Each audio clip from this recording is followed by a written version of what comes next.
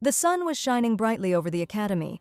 A new day had arrived, where many people had gathered. All of them were candidates who were trying to get into this place, but also, everyone was interested in how many of them would become true knights of the azure sky. Two examiners were just discussing this topic, because maybe not even one will come out. If you are not a master of the sword, then you will not even be able to become a full-fledged knight. One of them was surprised by the words. After all, aren't all knights masters? Apparently, this young man grew up and was born only in Ajenka and didn't know everything he should. It's not for nothing that they are called a knightly order that surpasses nations, so it's not for nothing that they rule an entire city. The Order of the Azure Sky is strange, where all the knights are sword masters, because in other countries there are only a few such masters. And in this place, those who wielded the sword with mana, these sword masters were just ordinary knights. And above them, there are also the owners of geos. These are people who possess monstrous power. That's why crowds flock here, because just by entering you become a candidate for squires. And the current commander became the youngest owner of the sacred sword of Langios and the youngest commander of the Order of the Azure Sky. Now he should understand how great the power of the Azure Sky Order is. It was no wonder then that there were so many candidates that day, but one of them stood out the most. The senior inspector was puzzled as to why the young man was constantly distracted when talking to him. At this time on the street, they asked the candidate if she was really going to participate in the outfit she came in. With confidence, she answered positively and went to the exam venue. The lady was dressed in a luxurious and lush dress. It was surprising that she came to the knighthood exam in such a form. From the looks of it, one might think that she wouldn't even be able to swing a sword because she looked fragile and incapable of it. The inspectors thought that she most likely confused this place with the ballroom because she probably wouldn't even be able to lift a sword, let alone swing it. Whoever looks, but she looks like a lady who read too many romantic novels and ran away from home, in which case it was possible to bet. The elder offered 1 silver that the lady would drop the sword and cry, but the younger did not even want to participate in this because he wanted to bet on the same thing. While they were talking so enthusiastically, one of the knights approached them, who also became interested in what was going on. That knight turned out to be that very commander, which they certainly did not expect to see. Commander of the Order of the Azure Sky, but his name is also Jurian de Harden Kyrie. The elder, upon seeing the commander, began to explain that there was nothing unusual in their conversation. There was just an unusual person among the candidates, about whom they talked a little. From these words, the man became interested in who such a person could be. Looking out the window, he was amazed. Even if she is a frivolous lady, what does she take for the military academy, coming in such an outfit to the selection exam in Anjeka? Hearing that the girl was one of the candidates, he was angry, clenching his fist. The commander was interested to hear what they thought of her, and was not surprised by their answer that she would fail. After all, in an outfit like hers, it would be difficult to even swing a sword, and given how fragile she is, it seems that she wouldn't be able to lift it. But still, the man did not agree with them. He was clearly connected to her by something more, which was why he was so sure. He watched as the exam began, and the girl carefully took out her sword. He bet that she would pass this exam with the best result of all. And he was right, because at that very moment, she cut the tree trunk into 2 parts without making any effort. It was clear from her eyes that this exam was too easy for her, and she had no doubt that she could pass. But all the viewers of this show thought the opposite, but when they saw a log flying upwards, they were very surprised. A deathly silence fell over the crowd, and only the sound of a log falling broke it. The examiner was completely horrified by what he saw, so he even stumbled over her name. But plucking up his courage, he shouted to everyone that she had managed to pass the qualifying tournament. The inspectors were shocked. For them, what they saw was considered impossible, because the lady did not look like someone who could pass the tour. Having made sure that she had passed, the commander ordered her documents to be brought. Akhenatia Rose, a woman in her 20s, was also the eldest daughter of the Earl House of Rose of the Kyrie Empire, her name taken from the pink flower of the same name, Akhenatia. A name that suits her very well, so much so that once you hear it, it will be difficult to forget. Akhenatia was the one he saw in the future he knew. She was not a cadet of Ajenka and was sitting in prison, completely chained up as much as possible, and she didn't have pink hair, which suits the girl so well. Everything had changed, and she was no longer the girl he had seen before.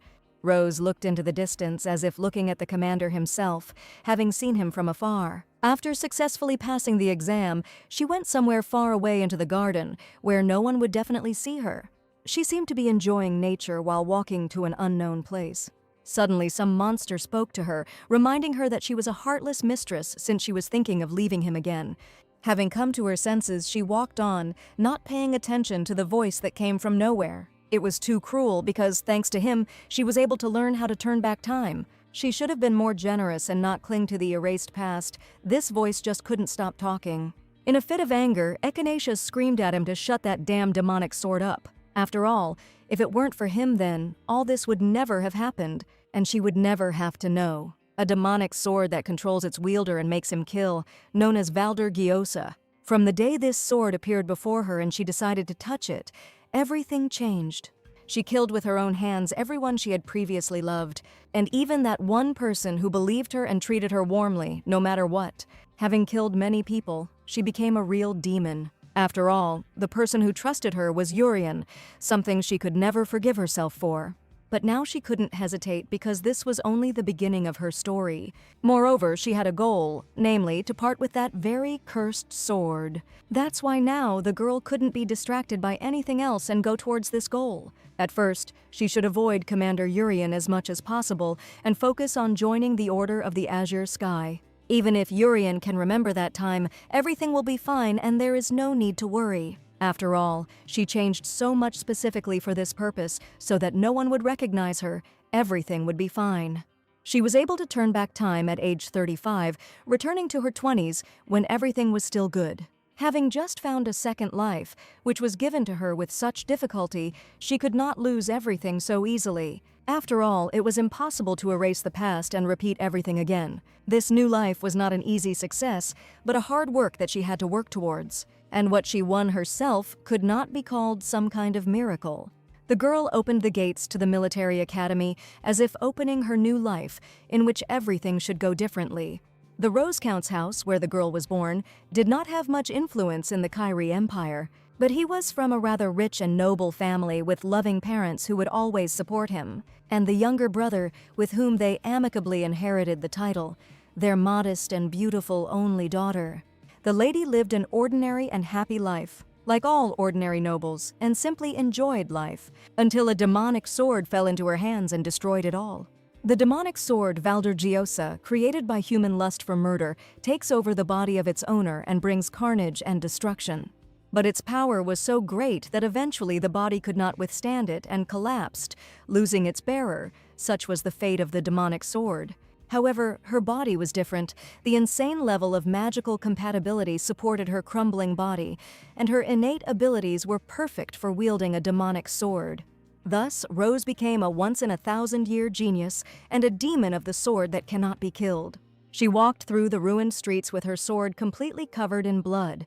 She walked and thought that it would have been better if she had never found out about this. She didn't want to find out about her talent in such a terrible way. Starting with the people dear to her, the famous mercenaries who lay in a pool of blood. Even respected swordmasters could not defeat her and died in battle. And all the other promising knights all fell by her hand. For some reason, no one could kill her, and today she will suffer defeat again. If there is a miracle, then let it save her from suffering. And a miracle happened. Knights came out to her and noticed that she had been desecrated. This small detachment were the Knights of the Azure Sky protecting the Gyosu, and as protectors they had to destroy her and put an end to these deaths. The white-haired guy, and apparently the squad leader, was Jurian Deharden Kyrie. Although he is the third prince of the Empire, he renounced his right of succession and became the commander of the Azure Sky Knights, the owner of the sacred sword Rangios. The man lived in a completely different world compared to the lady. After all, she could only look at him from afar and sometimes imagine meeting him. But in those naive fantasies, there was no such meeting where they would cross swords. And even the commander of the strongest detachment in the entire empire will not be able to defeat her. These thoughts made her mind swim, and she seemed to have gone crazy. With careful movements of her legs, she came closer and closer, wanting to attack. Having attracted all attention, she made a huge jump upward with quick movements. Trying to strike as hard as possible, the lady crossed swords with the commander. All this time, the voice of the demonic sword echoed in my head. He ordered to kill everyone, although she did not want to kill, but he repeated louder and louder. All that was left was to hope that he could defeat her and free his mind from such torment. In her thoughts, the girl begged more and more for him to be able to stop her. But the sword did not allow her to give up, and even when she was pushed back, she was able to withstand and stand. It was the most powerful blow Urian had ever parried. It was impressive, but also truly a shame. Rose had already completely recovered from the attack and was almost ready to attack again. If only she were a knight, they would have crossed swords in this fight in all sincerity. One of the squad suggested to the man that they could also join in and help him. This would be a good solution, because he would hardly be able to cope with her alone. The most important thing is that this was not just some kind of duel, but a complete destruction. The girl from the squad was already too tired to fight, so she sat and rested not far away. To hold out for so long against 4 strong knights, even for a sword demon, it was incredible.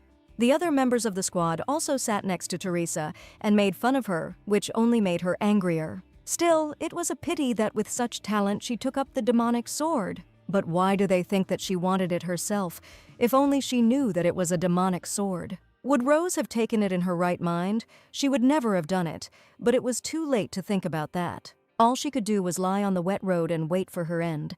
Even though Urian held his sword to the girl's chest, he still asked his squad why they thought she wanted to take it herself. She clearly didn't want to do that. For the first time in the long time she had been subjugated by the cursed sword, she felt nothing but fear or hatred. It was weak sympathy, a gaze directed not at the mad demon with a sword, but at herself inside.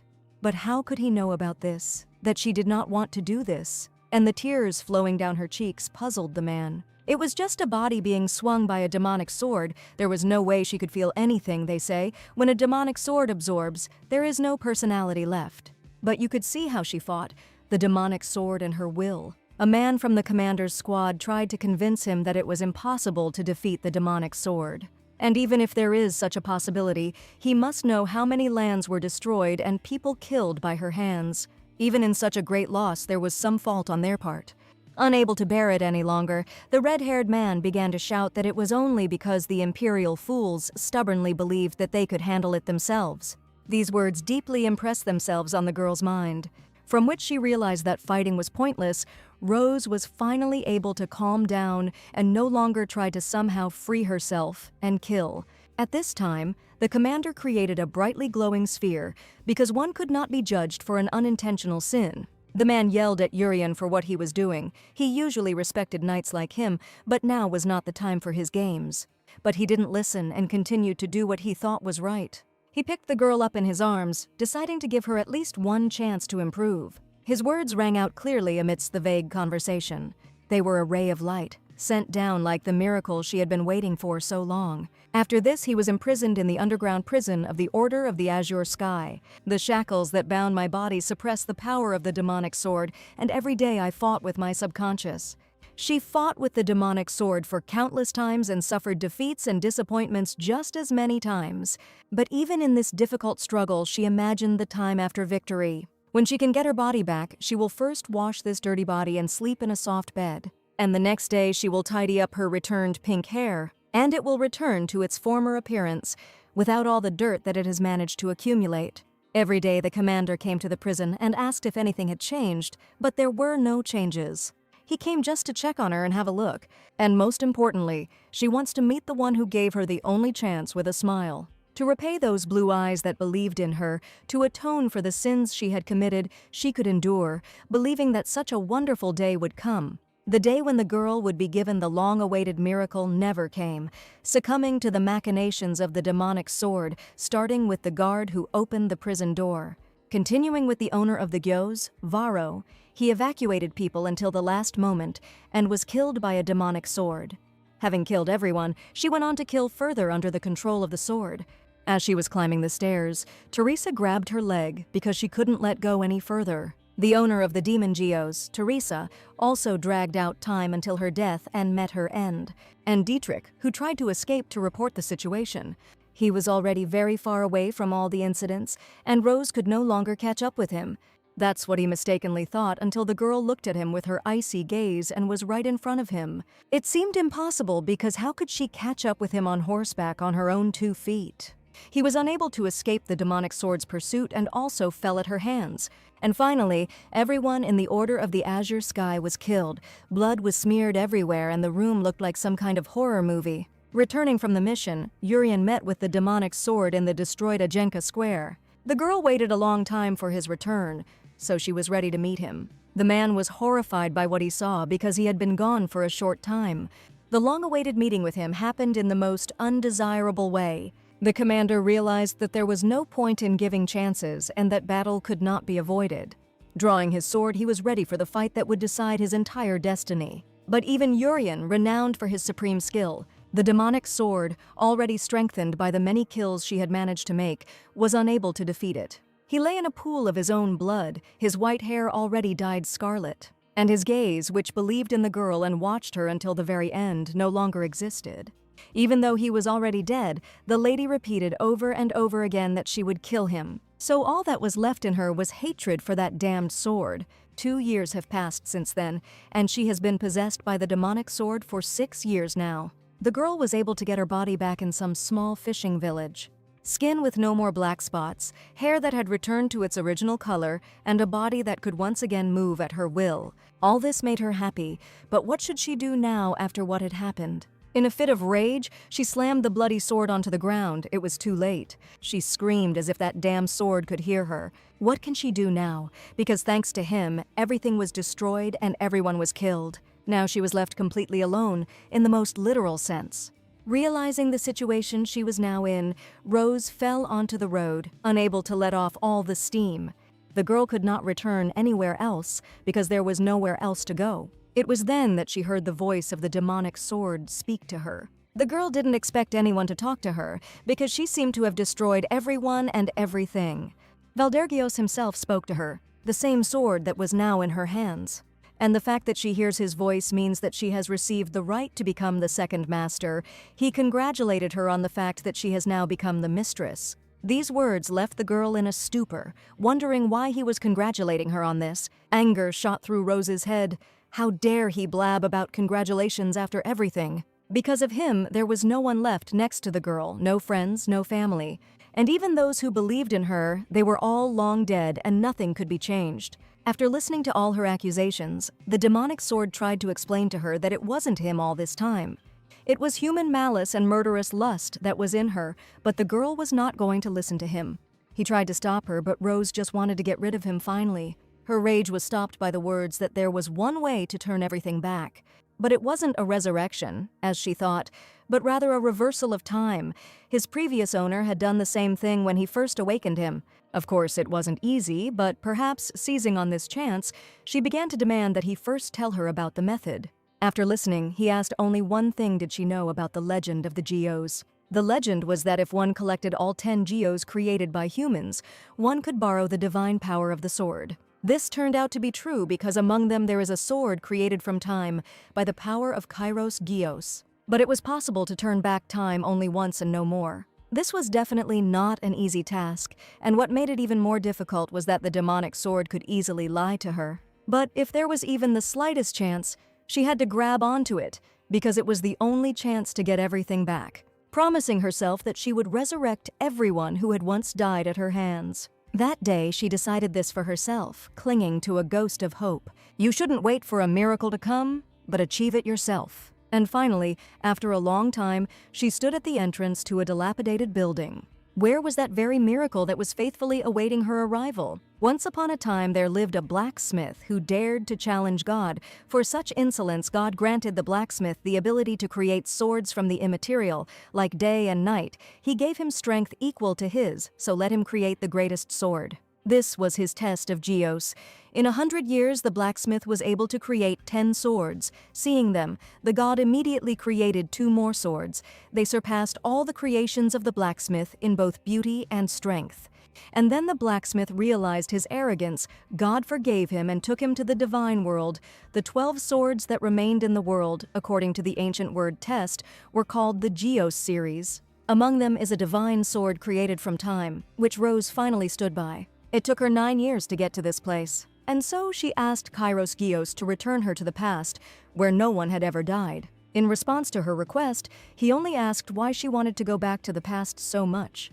The answer to this question was simple. The girl wanted to bring back into life those she had killed earlier. She killed them with her own hands, and now she wants to bring them back to life. It was very ironic.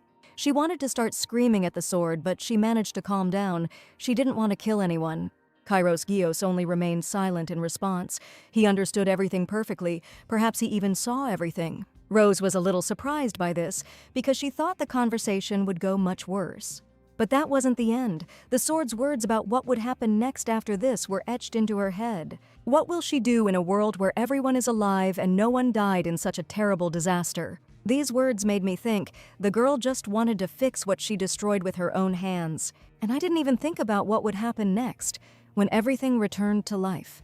She especially thought about Commander Yuri, who sincerely believed in her. After thinking it over as quickly as possible, she answered that she just wanted to live a normal life. After all, now she couldn't even sleep peacefully and couldn't remember the last time she smiled. She simply exists, like an empty shell, simply wandering around a ruined world. But if she can come back and change everything, if she can become the same, now, Rose was completely sure that she, too, wanted to be happy. With such a sharp response from the sword, she stepped back out of habit, thinking that her answer did not satisfy him. But there was no need to worry. He agreed to lend her his strength, calling her worthy of it. But she will not have a second such miracle. A huge flow of mana began to emerge from the sword. The last words the lady heard were that she should try to find happiness, after which mana struck the place where they were with great force, hitting everything that could be hit. After a while, the sound of two swords hitting each other in the street could be heard. The weather was beautiful and sunny, there were no more destroyed buildings, and everything was blooming again. At that moment, the girl woke up, and everything that happened before seemed like a bad dream. The sounds coming from the street, the ceiling so familiar and dear. For a few more seconds, she tried to comprehend what had just happened. She had her pink and long hair again, and having understood everything, the lady quickly went out into the street. Not thinking of anything better, she jumped from the balcony in order to get to the place she needed as quickly as possible. As she ran down the street, Rose began to realize that her arms and legs were obeying her again. Her body was no longer controlled by anyone, and she could decide for herself how to move. But she still had to check whether everything was back as it was, so she ran as fast as she could, running past the maids, who were shocked by the girl's speed. The maid tried to stop her because the master was currently training and it was dangerous.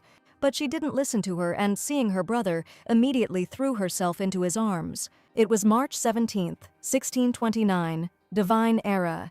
She had returned to the day when she had just picked up the demonic sword and overcome despair with new determination. After such an act by the mistress, the maid in the girl's chambers told her that she had been frightened since the very morning.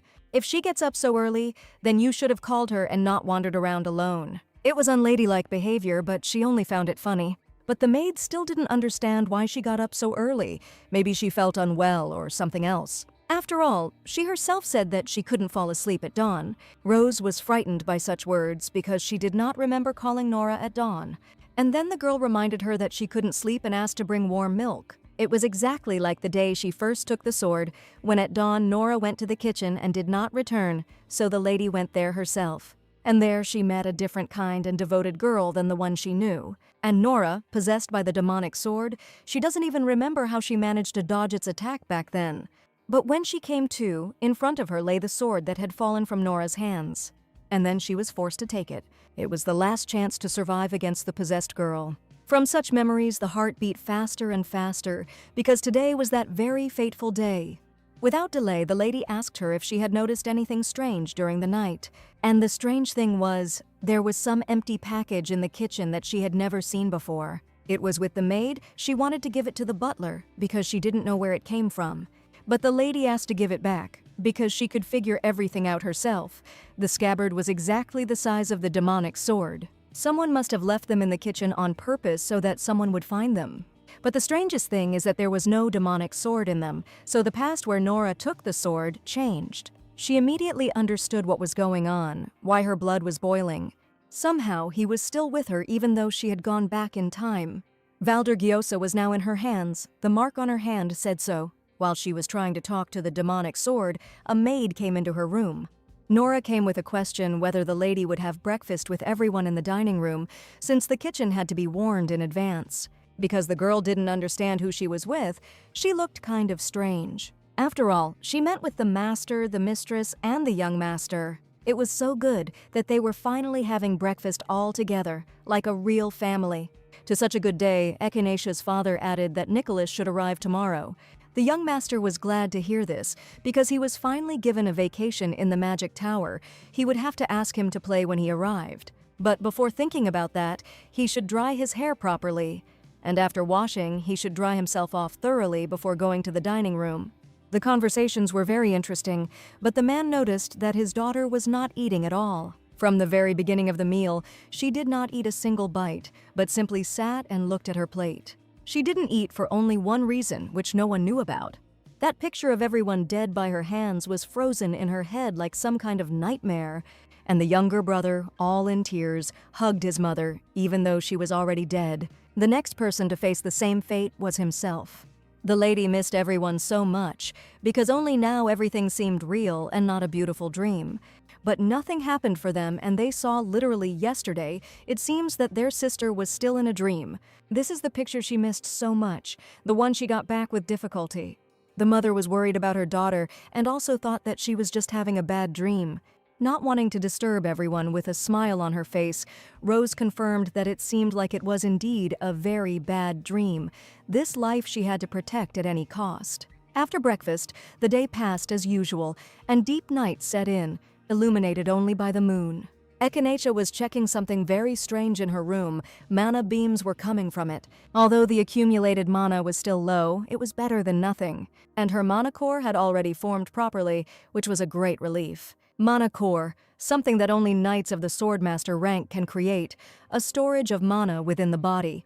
In her past life, having a mana core was something natural, and so the girl overlooked the fact that this body didn't have one. Besides, she was overexerted in such a state. It is not surprising that after this the lady quickly got tired. Once the mana core was formed, she could summon Valder. Just by saying his name, a demonic sword immediately appeared in front of her face. As it happened, the girl quickly grabbed the handle. At the same time, she was reciting some kind of spell, as if she wanted to hit him or wake him up.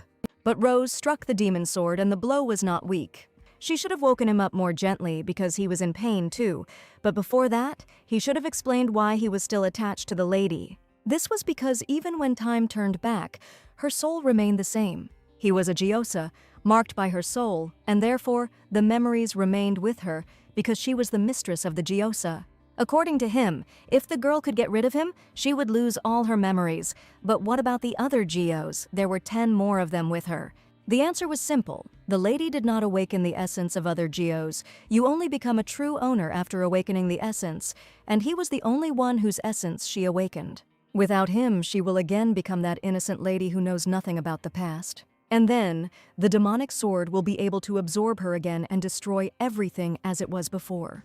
This outcome of events did not suit her, and all she could do was think about what to do next. Valder Gyosa was a sword of carnage and destruction.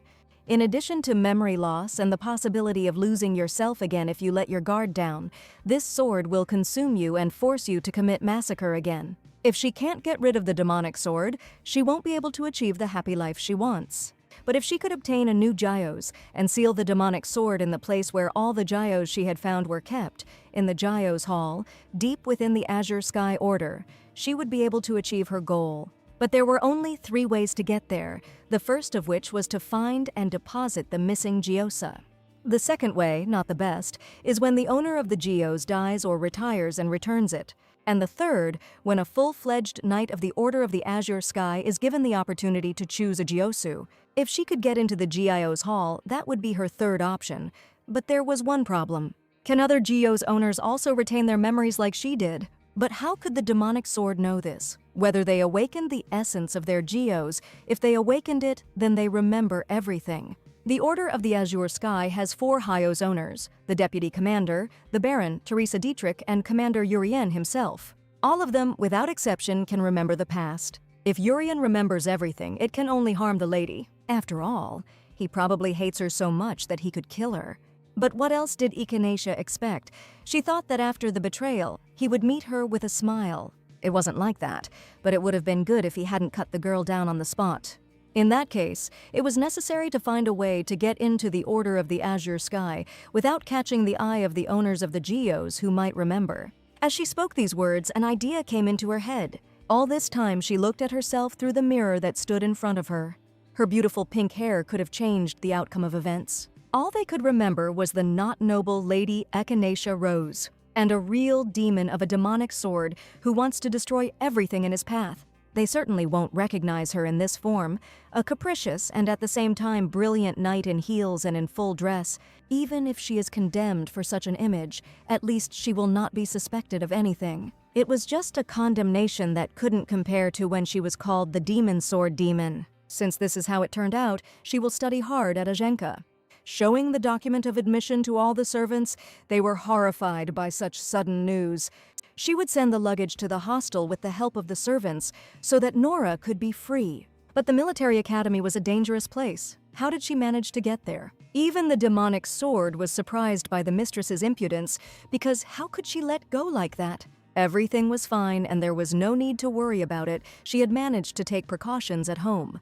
A few days before leaving for Ajenka, the lady was sitting with some stranger at the table. The lady suggested that while she dealt with the demonic sword, she should investigate its origin.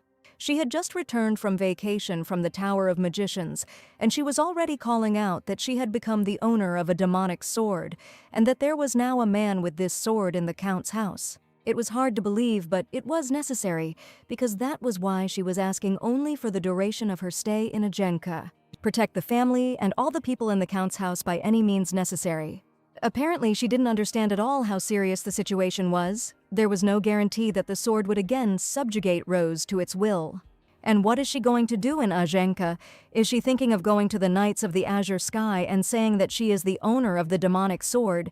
Even the family didn't know about this, and the lady doesn't plan to talk about it and only told her as a sister. But where does she get so much trust from?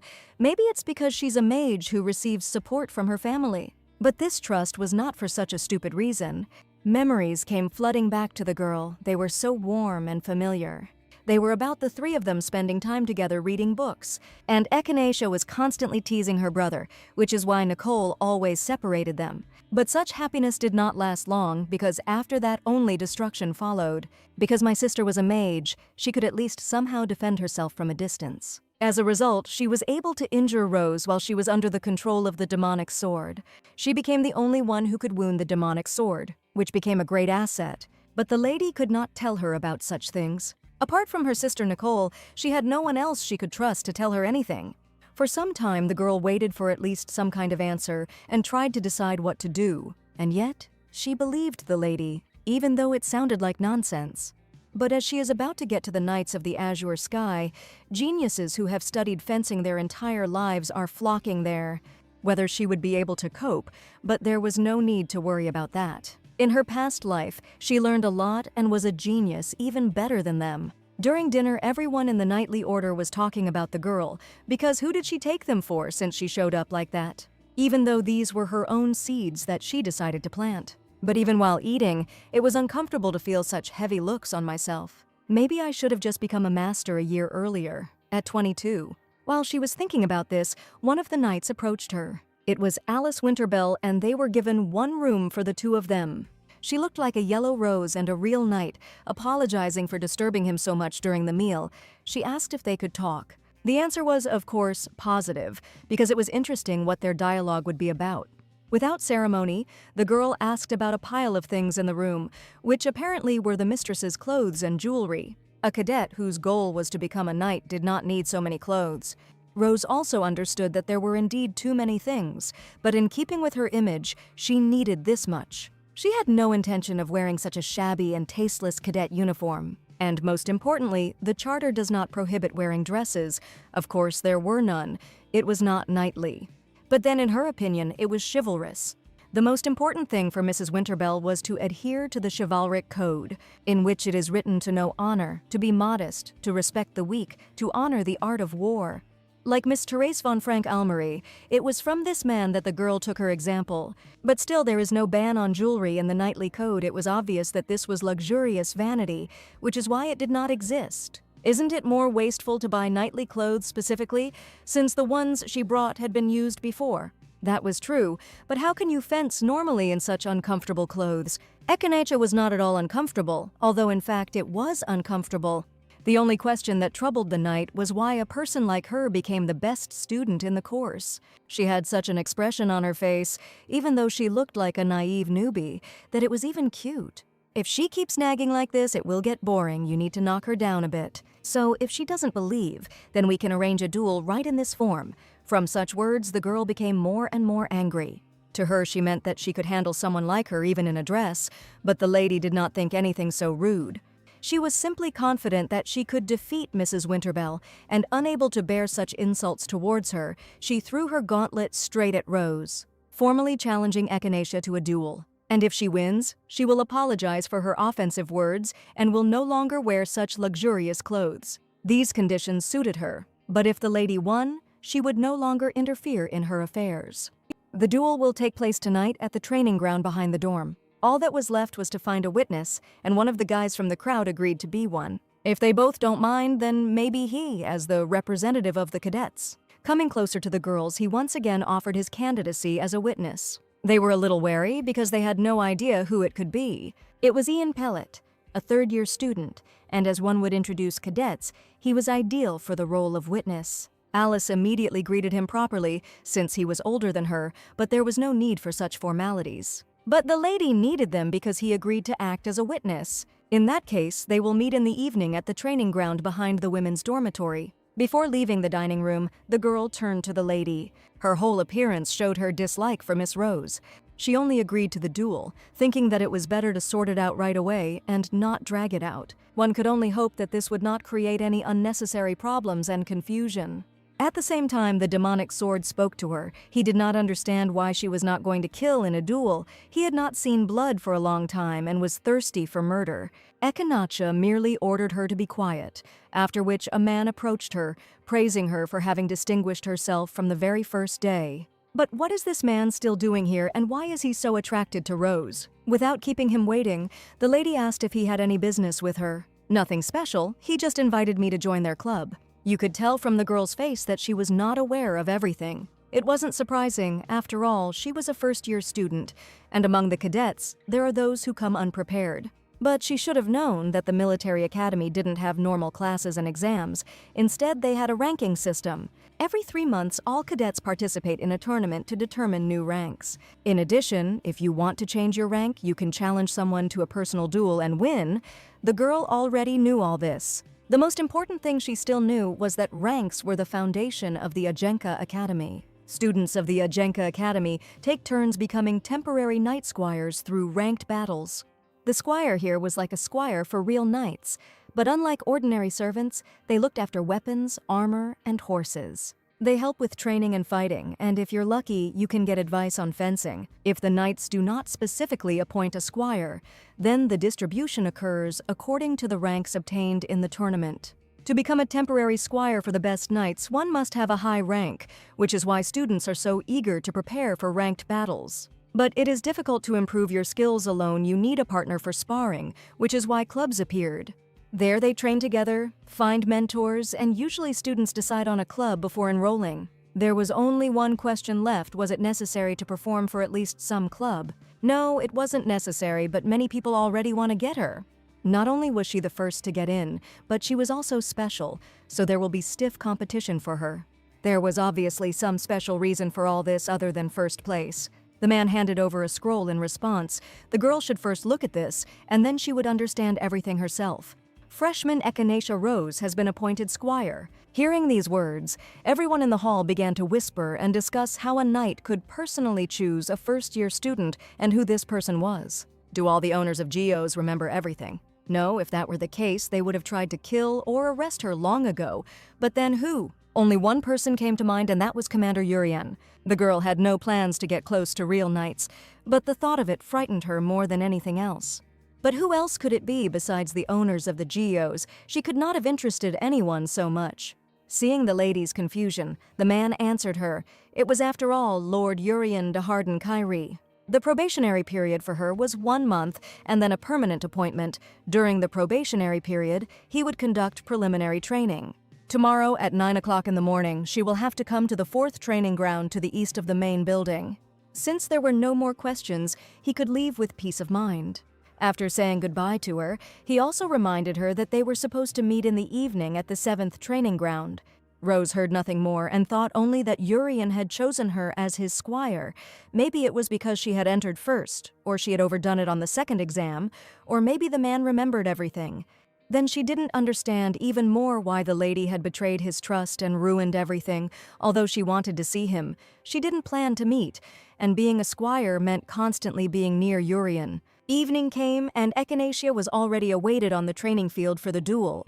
Seeing that the girl had arrived, they immediately greeted her. Well, there was no point in delaying any longer. It was time to start this fight. The first move belongs to Cadet Alice, as the initiator of the duel. It was the 18th of April, 1629, by divine power under the observation of the witness Ian Pellet.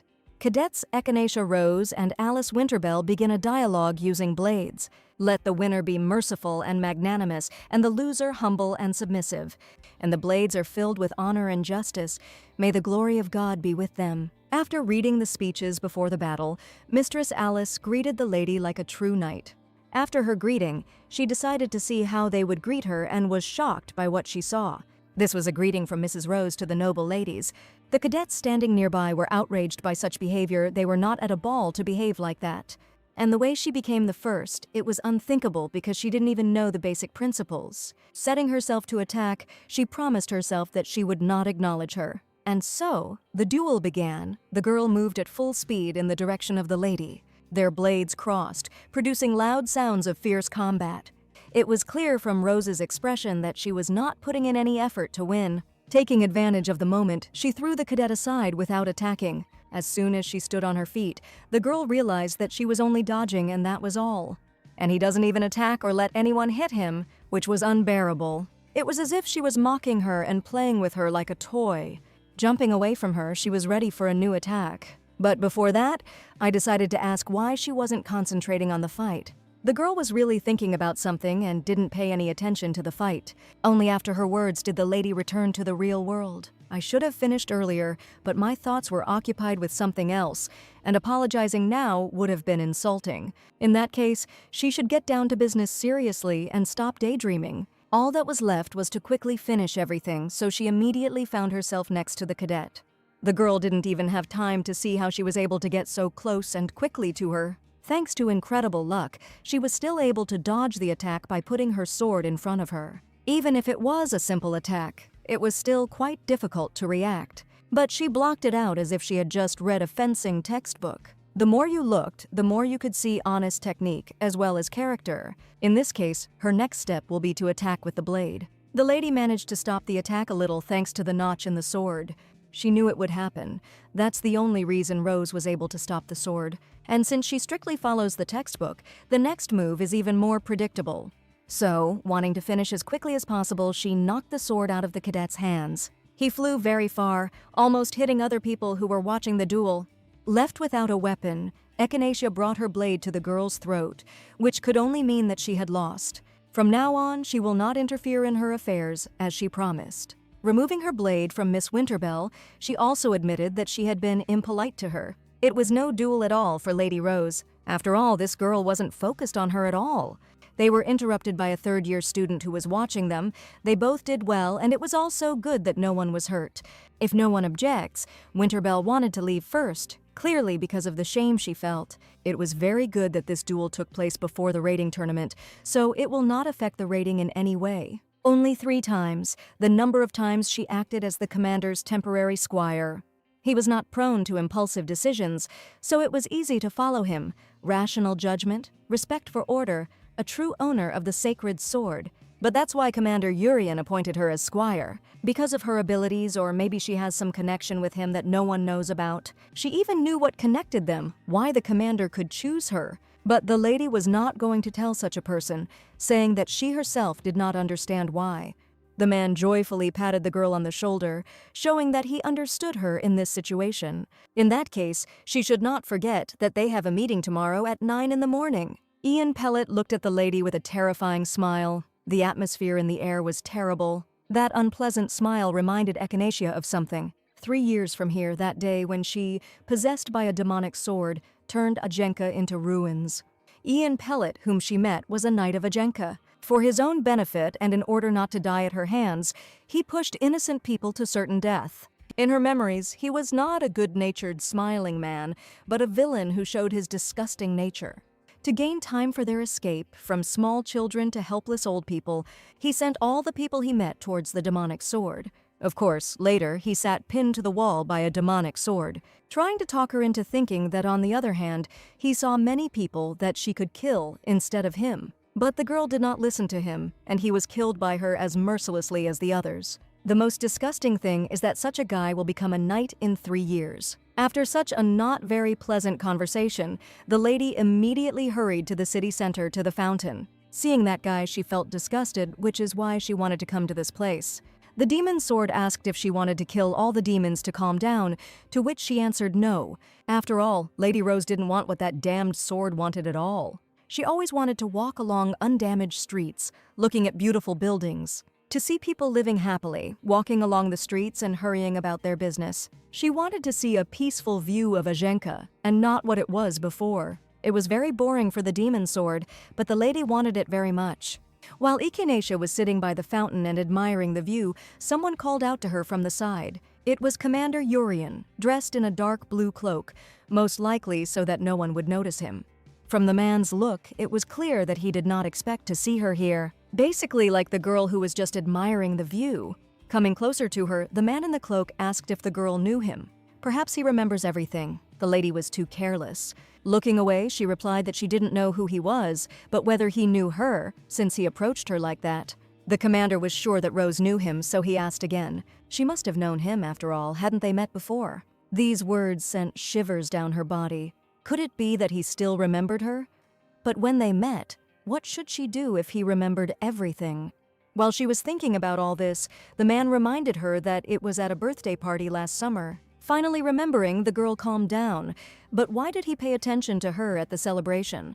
Although he didn't know who she was, he remembered what he saw then. Didn't the girl notice him? They didn't even meet eyes that day, let alone talk, as he remembered her. Having turned on the naive girl, she immediately apologized to the commander for not recognizing him right away. There was no need to address him as commander. It was better to let him call me by name. Realizing that the lady probably didn't remember his name either, he introduced himself as Urian. But Ikenesha was only a cadet. She couldn't address him like that. In that case, why did someone like her enter the military academy? He probably asked about it because of her appearance, which was not surprising. The girl wants to become a knight, but this answer was followed by another question, why? Without even knowing what to say to that, she decided to say that she simply loved swords. If she loved swords, her hands should say so, so he carefully took one of her hands. Looking at her right hand from different sides, it looked like a fairy tale. Her hands didn't look like the hands of someone who truly enjoyed wielding a sword. Looking at her so tenderly, he decided to ask her again. Why does she want to become a knight? After these words, everything seemed to change. The atmosphere was stifling, as was the commander's gaze. He could recognize her lie. The girl knew that her right hand would give everything away. She needed to come up with something urgently. She could come up with any reason, but she didn't want to lie to him. This may sound very strange, but Lady Rose just wanted to be happy, like everyone else. Looking into those trusting blue eyes, she couldn't lie about at least that reason. That's why I spoke as sincerely as I could. But there were still questions about why the man had come to this place, but a counter-question followed. What was she doing here on her first day of school? She couldn't just say she wanted to check the fountain, which complicated everything. Having answered that she was just walking and somehow wandered into that place, the commander had exactly the same answer. He smiled as sincerely as he could, but did he always smile so much? Unfortunately, the girl did not notice this, most likely. He simply went out for a walk. But isn't it a very strange coincidence that on the day when he appointed a murderer as his squire, he should come to the scene of his own murder? Could it be that he really didn't remember anything? But if he knew, the lady needed to know what his purpose was. She had to know this. Otherwise, she would be haunted to the end by the question of why he chose Rose as his squire. The man wanted to answer this question, but thought about it. Instead of the desired answer, he offered the lady a duel, which was unexpected. Of course, not now, but when it would be most convenient for her. Even she, a cadet, was embarrassed to ask, and then he himself suggested it. The man carefully took off his cape and put it on the girl so that she would not freeze. And he will answer the question of why he chose her as his squire after their duel. The night was cool that day. so it was time to finish the walk and go to my room. The man left the lady as quietly as he had come, but what was he up to? The owner of Langios was strange. Rose didn't understand him at all either. The next morning came and the sun was shining brightly on the street. Someone was already going about their business, but the girl was thinking about everything. She had just woken up and her thoughts were filled with the idea that perhaps Urian wanted to keep her close and watch her, although it was just a guess. She seemed to understand why the man chose her. He definitely wanted to make sure that the lady was the demon of the cursed sword. By this, she meant that he had chosen her as squire only to keep an eye on her. Otherwise, he had no reason to keep her so close. What will he do if he is convinced that Echinacea is the demon of the cursed sword? At least he will definitely not smile at her again like yesterday, with that same sincere smile. Suddenly, her thoughts were interrupted by the voice of the girl who lived with her. She called out to the lady, approaching her with a scroll in her hands. Although she promised not to interfere in her affairs, her body clearly did not obey, and she clutched the scroll in her hands in anger. Echinacea left it on the floor by the door, throwing the scroll onto the bed in her direction. The girl thought that she just wanted to show off to her. There was no need for that. She already knew that she had become Mr. Urian's squire. Having completed what she wanted to do, the girl calmly went about her business. She must have been very irritated, but she held up well, even closing the door quietly. After she left, Rose looked at that same scroll, realizing what had just happened. Even though she couldn't do anything about it, she had to focus on what she had to do. Finally, the lady got ready for the meeting that was scheduled for that day, arriving exactly at 9 o'clock. They were already waiting for her. Ian and another cadet were already waiting for her. Even his smile was very irritating, but it was impossible to show it. After greeting her, it was time to meet this man, who would be doing her preliminary training today. It was third-year student Brad von Foam, and you could tell from his expression that something was wrong with him. And it was so. From the very beginning, he showed his disrespect, looking at the girl as if she were just another toy. She would officially become a squire only in a month. There was little time, but she did not have to worry. He will teach the girl everything well. The words from his mouth sounded too terrible. Since the cadet representative had left, it was time to begin the lesson. Today she was the boy's squire, so she would be serving him. She should have called him Lord now, not Elder. These were the basics she needed to know. He will conduct personal training especially for her, clearly planning something terrible. The training was that she should start by massaging his feet. It was disgusting. Was this the squire's training? But it was not for her to talk about it. She walked around here in a skirt and pretended not to understand anything. She clearly wanted to pick up a knight and get married. You could tell from her. Moreover, her grades in other subjects were so-so, and she came in first only thanks to her excellent result in the second exam, in a duel with a younger knight. Among the cadets, all they talked about was how exactly she had laid out the younger knight. Such rumors spread in one day, and one doesn't even know where to begin to criticize him. The girl works masterfully. She was even able to fool the commander himself. It's impressive. Once she becomes a squire, she will be able to officially serve, and every day will obviously be hot. While collecting the geos, she thought she heard all sorts of insults in the mercenary squad. But such insults with such a hint crossed all the boundaries of what was permissible, especially for a third-year student. Moreover, dragging Urian into all these insults is even more humiliating and disgusting. Even the demonic sword felt her malice and hatred, which it had not felt for so long. If Rose is so annoyed now, she can use him and kill him without a drop of regret. Is she going to endure all these insults? She shouldn't have endured all this, but just killed. Having curbed her hatred, the lady was able to address the guy that all his words were rather rude. The girl carefully lifted her dress, showing her delicate legs, clearly seducing. Which she did very well. In his opinion, the lady should first learn to respect her elders. Or maybe such self-confidence helped with those above him before he could finish speaking. Echinacea hit him on the leg with all her might. His words made her too angry, so he will have to pay for it. Just as the demonic sword said, she didn't have to endure all the humiliation this time. If she plays the role of a wayward genius eccentric, then she must show her character. The damned sword still tried to convince her to kill him. Why she was appointed squire she herself did not know, but how the lady laid the younger knight she can show in person. Without giving him time to say a word, the girl began her show, raising her leg high. She stepped on Brad mercilessly with her high-heeled shoe, which must have been very painful. He had too many holes in his defense, which is why he was now lying on the floor. The guy kept yelling at her to remove her foot immediately, otherwise he would report it to the commander and get the appointment cancelled. Let him report. Only then will I have to tell their entire conversation from the very beginning. For example, about night service. After these words, the girl hit the guy again, but this time with her sword in a case. But she hit him first. Does the girl have any proof that he said such things about her? This whole conversation was interrupted by a man who approached this whole conflict. He will witness all his words. This man knew the girl's name, but she herself did not know this man, which is why she asked who he was. Coming out from around the corner, a handsome man appeared in front of her. Judging by his uniform, he was also clearly a cadet. It was Barak Islov, also a third-year student. He heard what he was saying, so the lady could continue, and once there was a witness, everything was under control. This time, slamming the cover on the floor next to his head, she asked if Brad had come to his senses this time and thought he was wrong. But what nonsense was she talking about? He was not guilty of anything. Rose knew that was what he would answer. In that case, he should get out of here as quickly as possible. And from now on, the guy should watch his language, otherwise it will only be worse for him. Realizing that he was humiliated and lost this verbal duel, Brad ran away like a little girl because she would regret it. It would have been possible to hit harder, but this was enough to warn. But if next time all this happens again, then Rose will punish him more seriously. If he constantly lies on the floor, then at least he will close his mouth from the pain. As far as the man understood, the girl had undergone preliminary training as a squire, but why was she listening to such things from this moron? He was famous. Brad was one of those idiots who thought the military academy was their mansion.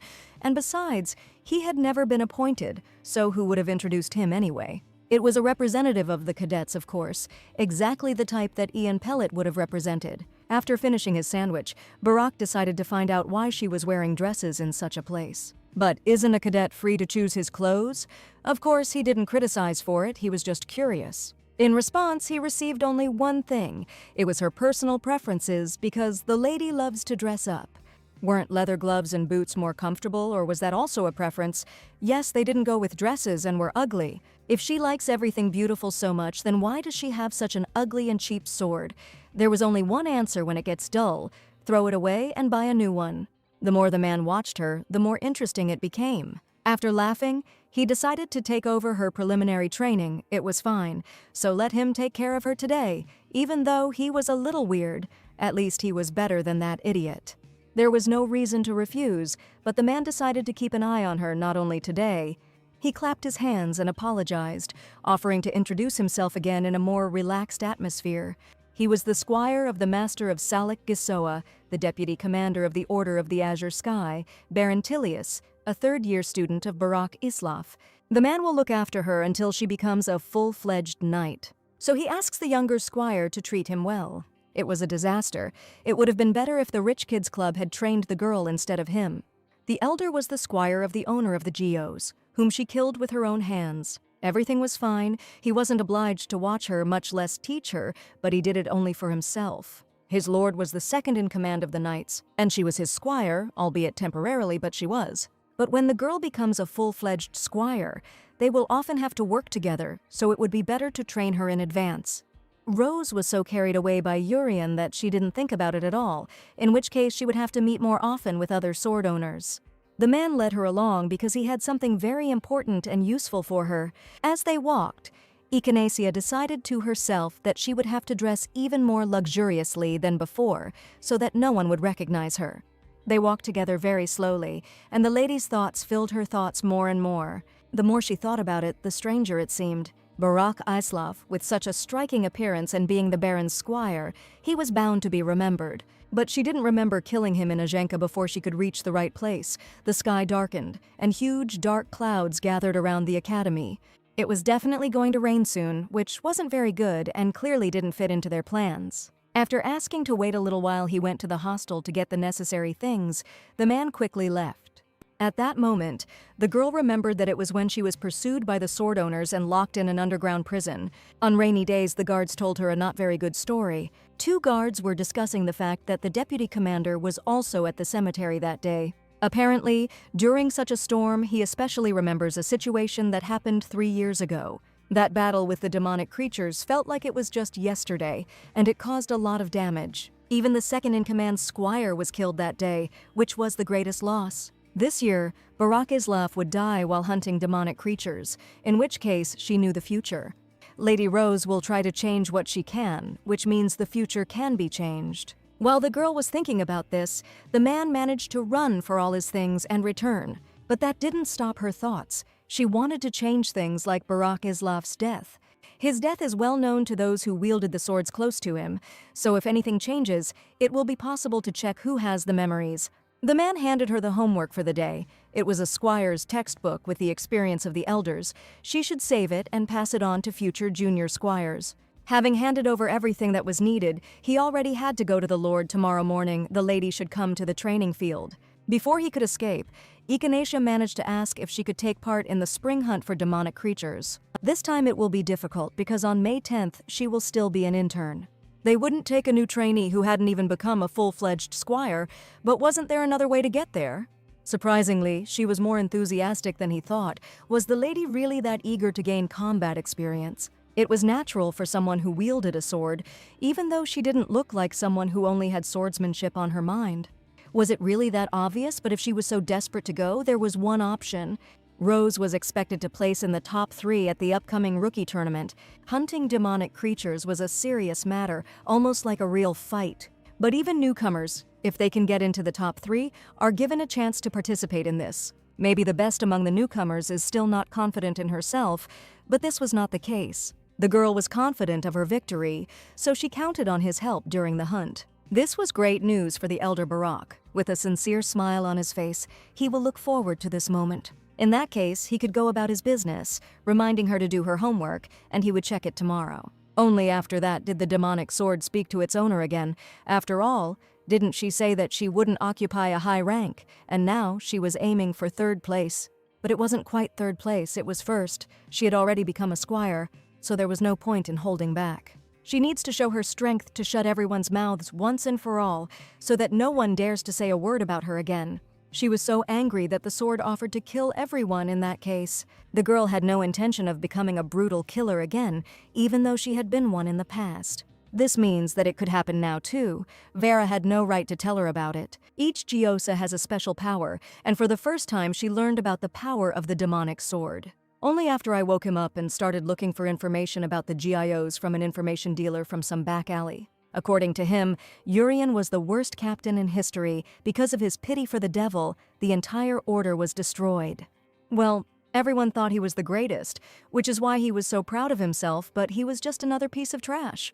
He should have been finished off long ago, which is what the demon of the demonic sword did. After these words, the girl seemed to lose her mind and decided to kill the merchant on the spot with her own hands, after which she left the room with a calm soul, not wanting to stay in it any longer.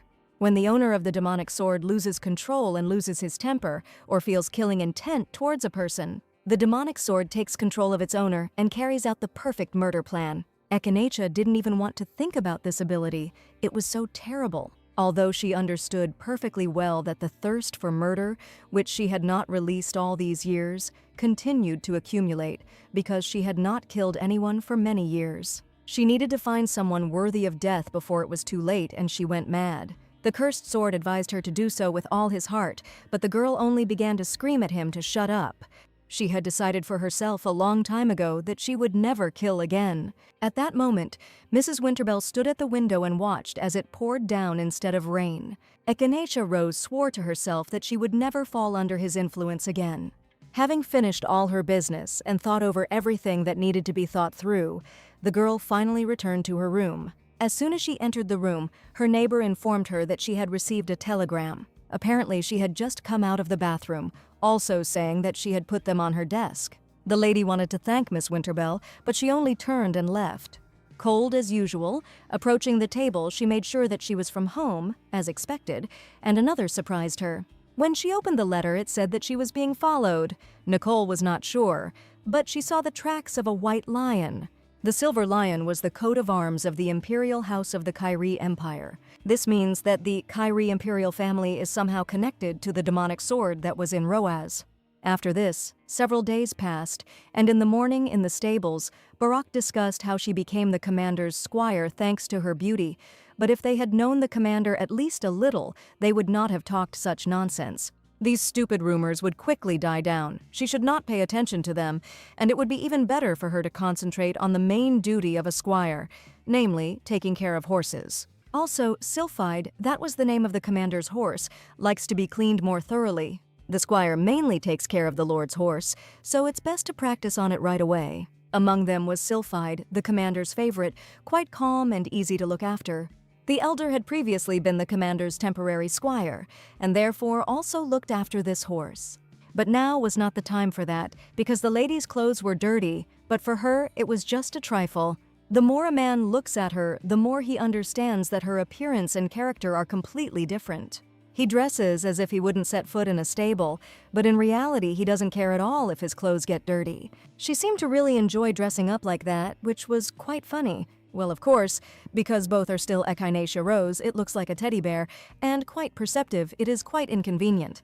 While she was combing the horse, she asked the elder Barak how to comb its mane. Coming closer to her, he explained that she first needed to comb out the tangled areas with her fingers, and then comb it, otherwise it will tear, showing from behind how it should be done correctly. Even this attitude towards the lady did not surprise her, which was somehow unusual for a man. She looks like a delicate flower, and even if a sea of blood spills before her eyes, she won't even blink. The more he looked at her, the more he became interested in who this girl was. Having figured out how to comb properly, Rose asked if she could try it herself now. While she was trying to comb her mane herself, at that moment a man entered the stable. It was Commander Urian with news for Barak that the Baron was looking for him. Having greeted the commander, he left the stall asking if he had come for Sylphide, which was true. After asking how the training went, the man said that they were only cleaning her, so they could stop, telling the girl that they were done for the day and he would put the saddle on himself. Without giving him anything else to do, Urian again reminded him that he had said to go to the Baron. His look was serious and said that he really should leave here. Not understanding what was happening, Barak immediately tried to leave the room as quickly as possible. Noticing before leaving that Lady Rose had previously behaved as if she was not afraid of anything, and when the commander arrived, he felt how tense she was. Perhaps the man scared her, which wouldn't even be surprising for a newbie. While he was putting the saddle on his horse, the girl tried to quickly put away all the things and finish the preparations. As she was doing this, Urian spoke to her about how if his challenge to a duel seemed burdensome to her, then it would be better for her to forget it. But it was not so at all. It was not a burden for her. It was simply too great an honor for a lady. She also didn't forget to thank him for the cloak that he lent her in the evening, promising to return it soon. Noticing the obvious tension, he handed her a horse comb. She clearly felt uncomfortable agreeing to his proposal like this. It can't help but be uncomfortable in such a situation. But there was one more question. Does he remember her and hate her? Maybe the man is testing her now. All sorts of guesses filled her head. He said he saw the lady at last year's birthday party, although they never spoke. Then how could he know her? All her nerves were directed only at him. The answer to that question was simple. Rose simply caught his eye. My first thought was that it was because of her soft pink hair, which was a bit unusual. But it wasn't like that. It wasn't because of her hair that he noticed such a girl.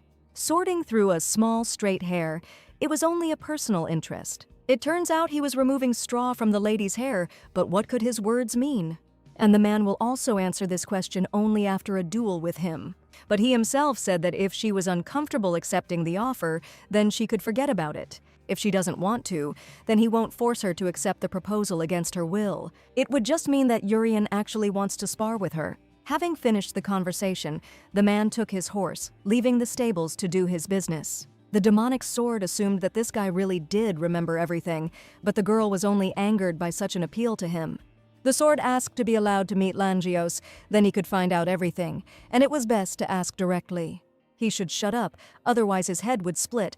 In any case, the demon hunt was approaching. That's when she would see how the man would deal with Barak, and everything would become clear. If he retained his memories, he would never allow him to die like he did. Besides, she should have thought about the imperial family. At that moment, some girl burst into the stable. Opening the doors with all her might, she immediately praised Echinacea's dress.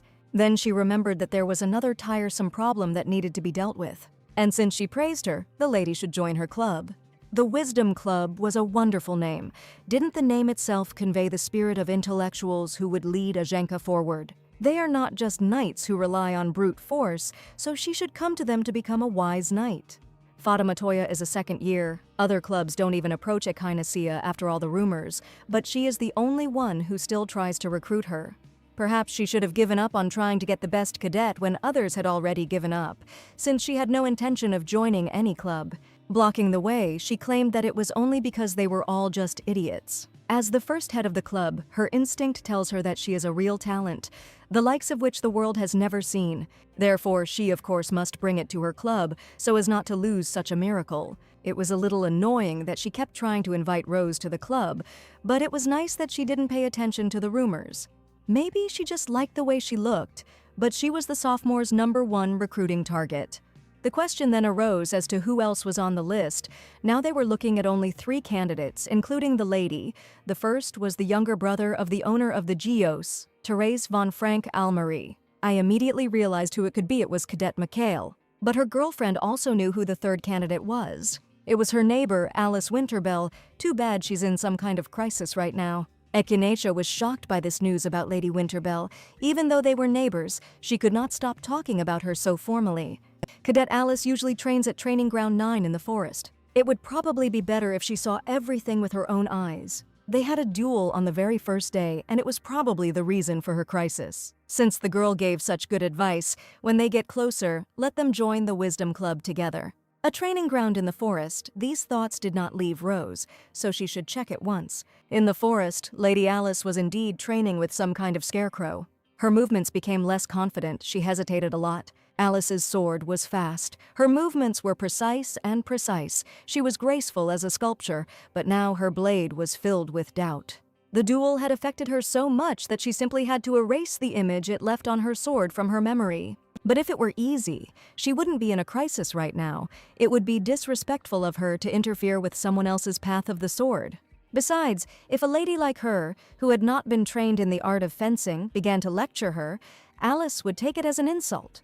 It would be better not to interfere and just leave, but since Rose left her image, she should also remove it. Therefore, with quick movements, she intervened in the training, holding the sword with her own. Her look was confident that she would accept her challenge. At the same time, the girl was shocked by such a sudden appearance. Stepping back, she didn't understand what she was doing there. Lady Rose, the lady she can't stand. She suggested sparring, which was the rudest challenge Alice had ever received, to interrupt training and immediately demand a duel. But she was just so focused on training that she didn't want to distract her, but interrupting her training was much more impolite than calling her. If a fencer does not follow ethics and rules, then how is he any better than a backstreet thug? From now on, Echinacea will be more careful whether she accepts the challenge or not. She heard that she trained in this place every day, and she just wanted to warm up. After all, it was strange. She hadn't seen any progress since their last duel, even though a lot of time had passed. Taking this as something of an insult, Lady Winterable accepted her challenge. That was great. Smiling a sinister smile, Rose was ready to begin. Sparring between the girls began immediately. The lady suggested that it be carried out without unnecessary ceremonies, which would only get in the way. It was a fierce battle that had been going on for quite some time. Last time she only dodged, but now she only does what she attacks. No matter how she parried her attacks, she never lost her balance and immediately returned to her stance, which was commendable, and then quickly and accurately strived towards it, wanting to win. Her sword moved quickly and straight, just like its owner. It was a strong attack, which the girl barely managed to fight off. Only after this did the essence of the duel begin to dawn on her. All this was planned by Lady Echinacea from the very beginning. It was the same technique of sliding along the opponent's blade, which she used last time during the duel on the first day of training. In that case, she could use a counter technique to block her blade. But no, it was still different. The reception was similar, but it was on a completely different level. Her movements are elegant, her attacks are sharp and fast, even her tricks and feints helped her improve her fencing skills. But while thinking about it for a moment, Alice was unable to follow how her opponent's sword ended up in front of her eyes. It took her by surprise, so much so that even the sword involuntarily slipped from her hands and fell to the ground. The girl was very tired after such an energetic duel training. Having fallen to the ground, they handed her the sword that had fallen from her hands. The lady suggested to continue. She showed everything she could. If she were like Brad, she would either go berserk without even realizing what she had done. If she weren't so serious about fencing, she would be very angry right now. Either I would fall into despair from weakness, or if I were petty, then into complexes. If she didn't want to accept the offer, then they could end it there. Before she could leave, the lady was grabbed by the hand, trying to hold on. Everything was fine, which surprised Rose greatly. Lady Winterbell stood up carefully, leaning on the sword that was handed to her. She asked to continue sparring. Even being on the edge, she wanted to continue. The training continued, although it was already long past evening and the sunset was visible in the sky. The whole time during the battle, Alice thought that the lady had done something to her all this time. But she didn't do anything. They just had a sparring session between cadets, that's all. Even if after such a long sparring, her sword had completely changed. What does this have to do with her specifically? It is simply the result of her own efforts. During this sparring, Miss Winterbell realized that she thought you had no interest in the sword and were not serious about the knight's way. So she asked Rose for forgiveness for judging her by little things in appearance. Now she realized that the girl took the sword more seriously than anyone else. The look has changed compared to the recent one. It sparkles with the discovery of something new. It is a look full of sincere gratitude and respect. And the fact that Echinacea doesn't particularly like swords is true, so it wasn't a prejudice. So when Alice goes, the lady asks to go away from her because she smelled of sweat. Such words might have seemed insulting to most, but not to the cadet. The lady asked again to move on because of the smell, although she herself also smelled of sweat, which is why she was going to wash herself and would be the first to use the bathroom. The next day, there were cosmetics flying around. The girl was using mana to apply makeup. While she was doing this, the demonic sword was wondering why she didn't use it in battle yesterday. It was obvious that Miss Winterbell was so serious that the girl had succumbed to her influence, and now she couldn't even move her hand. But the lady ate the food she brought in the morning normally. It was nice. The demonic sword even felt a little sad if they killed her. His head was splitting more and more from his words, so he had to stop talking. As he said, when Echinacea woke up in the morning, breakfast was already on the table. There was no note, but it was obvious that Alice Winterbell had brought it for her. Yesterday, after sparring, it was exactly the same. She was a kind soul. She was not used to such kindness from others, so she didn't know how to react to it. After all the preparations, the girl had some business in the stable, where they were already discussing the raiding tournament. The man thought that she would be among the top 3, but still, she shouldn't relax so much and underestimate the cadets of the military academy. But Rose didn't underestimate them, so what could it be? She just knew her abilities well. Barak really liked this kind of self-confidence. The girl had already finished with the main, but what to do next? Since the tournament was already tomorrow, they should have finished for today. But everything was fine, and the lady could continue to study and look after Sylphide. That was all for today. The man had to go to the Lord in the afternoon anyway. Almost forgetting, he wanted to ask about yesterday. Yesterday, when Urien sent him to the Baron, upon his arrival it turned out that he had arrived earlier. The Baron asked to come by once before leaving work, and not so early, which only added to the questions. Perhaps the commander misheard or misunderstood the Lord's words. The man stood there silently pondering this until he was brought to his senses by the girl, who was still waiting. It was nothing special. He also had to go already, so the training was over for today. Before leaving, he told her to perform well at the tournament tomorrow because he would come to watch. When the work was finished, Echinacea immediately went to a small fountain. She should first cool down and then go to bed. The demon sword often saw her get injured, but this was the first time she was sick. It was because the body was not trained, but used it as before. In order to train normally, it took a whole year. All thoughts and plans were interrupted by someone's male voice, who seemed to have found the girl. It was Ian Pellet. He had just met Barak, so he thought the lady was near the stables. Of all the people, she met the one she least wanted to see, but she had to remain polite. The matter was in the upcoming tournament for beginners, because they have no track record, so the tournament grid is determined by lot. He was here just for this, handing Rose a bag of pieces of wood for her to pull. The guy also heard her say that she would be in the top 3 and would participate in the extermination of demons. It would be strange if the commander's squire did not make it into the top 3. Having chosen a board, she got the number 8, which seemed neither bad nor good. But in fact, the cadet was very unlucky with such a number, because her first opponent would be someone very serious, someone she probably knew well. It turned out to be Cadet Mikhail, the younger brother of Miss Teresa, the owner of the Giosa. The girl couldn't help but remember the day she was defeated by the demonic sword. It was one of those the lady killed in Ajenka. She would never forget how the knight with golden hair, holding a boy who looked like her in her arms, cried inconsolably. All her thoughts were interrupted by the words of the cadet representative that if she won, then the next opponent would be Cadet Alice. There would be no problems. She should be able to handle her. Was it all really a coincidence that Alice was next? Most likely not. Suddenly, a familiar aura appeared in the garden. An unknown person was watching from afar. It was Urian. If he came for Sylphide, he would have gone to the stables. Why did he go to the well? Did he really come to check if the girl was a demon with a demonic sword? Then frequent meetings make sense. From his point of view, there is a killer walking around who can break loose at any moment.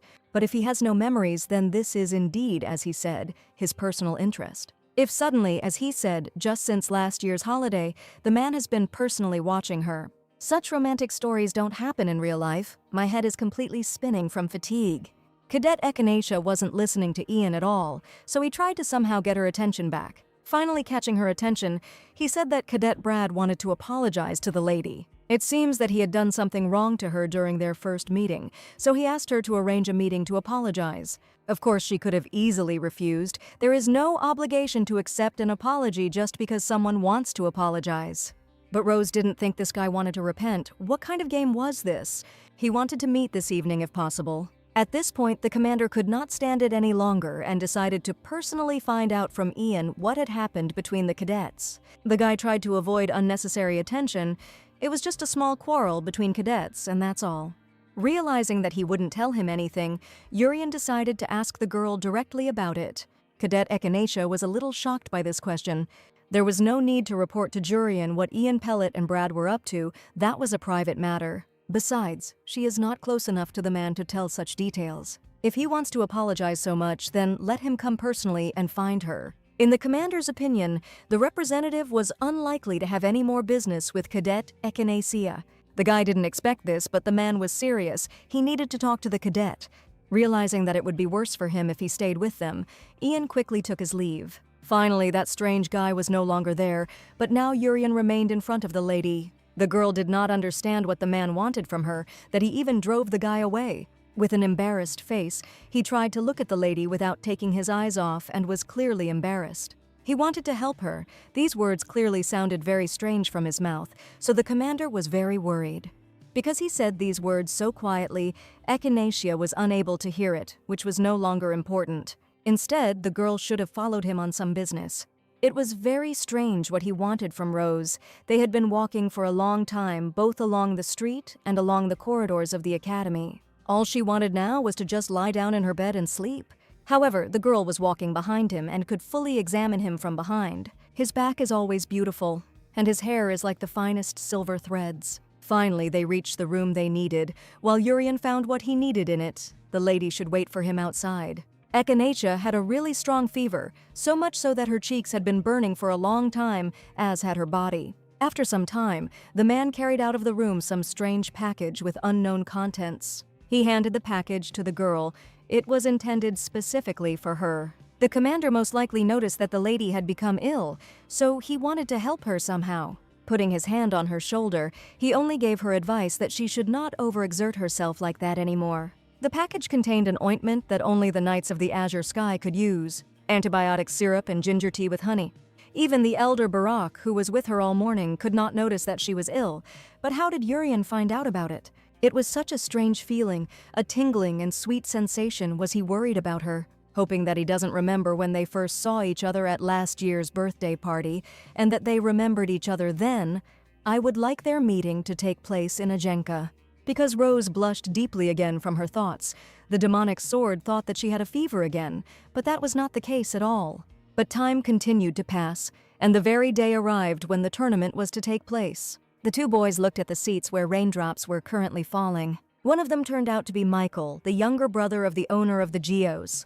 And so, the rating fights of freshmen began. Mikhail was interested. He looked at the girl who was supposed to be his opponent in the first round. This was the lady who had long been accused by everyone of illegally entering the military academy. So there will be something else to see, Theo teased his angel friend, who didn't like such a nickname. But no matter who the opponent is, the guy will be able to take first place and will participate in the hunt for demonic creatures, then his sister will look at him differently. Not as a sickly younger brother who couldn't even hold a sword, but as a cadet of the Order of the Knights of the Azure Sky. He clearly had a sisterly complex, which made him want to laugh, but not Mikhail. Well, what will happen if he loses to this lady with all his self-confidence? But how could his friend think that he would lose to some girl who acted deceitfully? It was somehow suspicious, no matter how you look at it. Getting the rank of squire on the very first day was strange, and today everyone would see her true abilities. While the boys were watching the girl, Alice Winterbell approached her. Everyone thought that these two were not known for their good relations, but when did they manage to become so close?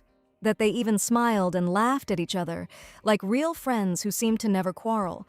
Seeing this, Mikhail hit himself in the face to come back to his senses. Theo didn't understand what was happening to him. They had been friends for a long time, and he had never behaved like that. But the guy was fine. He looked at the couple with such a look as if he wanted to kill. And finally, the moment came when the representative called the participants.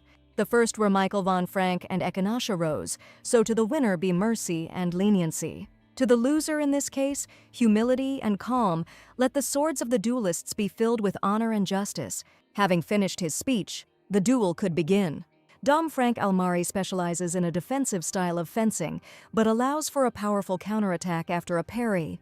Sister Teresa achieved the title of master and owner of Gyoza with the help of this style. Almari's style was his victory, and the boy had no doubt about it. And here he is again distracted by some girl in a dress who just wants to seduce men, and the fact that he even thinks about it was Rose's fault. So she shouldn't have stood there like a pillar, but simply attacked, which the girl was already starting to do. As soon as she comes, be she the commander's squire or anyone else, the guy will crush her with that style. As Echinacea approached Michael, her soft lips could be clearly seen. Her appearance was completely so beautiful and elegant that it could not be described in words. And finally they clashed with their swords and there was a loud bang. No one clearly expected that after this sound, the guy's sword would end up far away from him on the floor, knocked out of his hands. All the cadets were shocked by this outcome of events, because they thought that the girl could not do anything and would not be able to win. But a loud voice rang out throughout the arena, announcing that the winner of the fight was number 8, Echinacea Rose.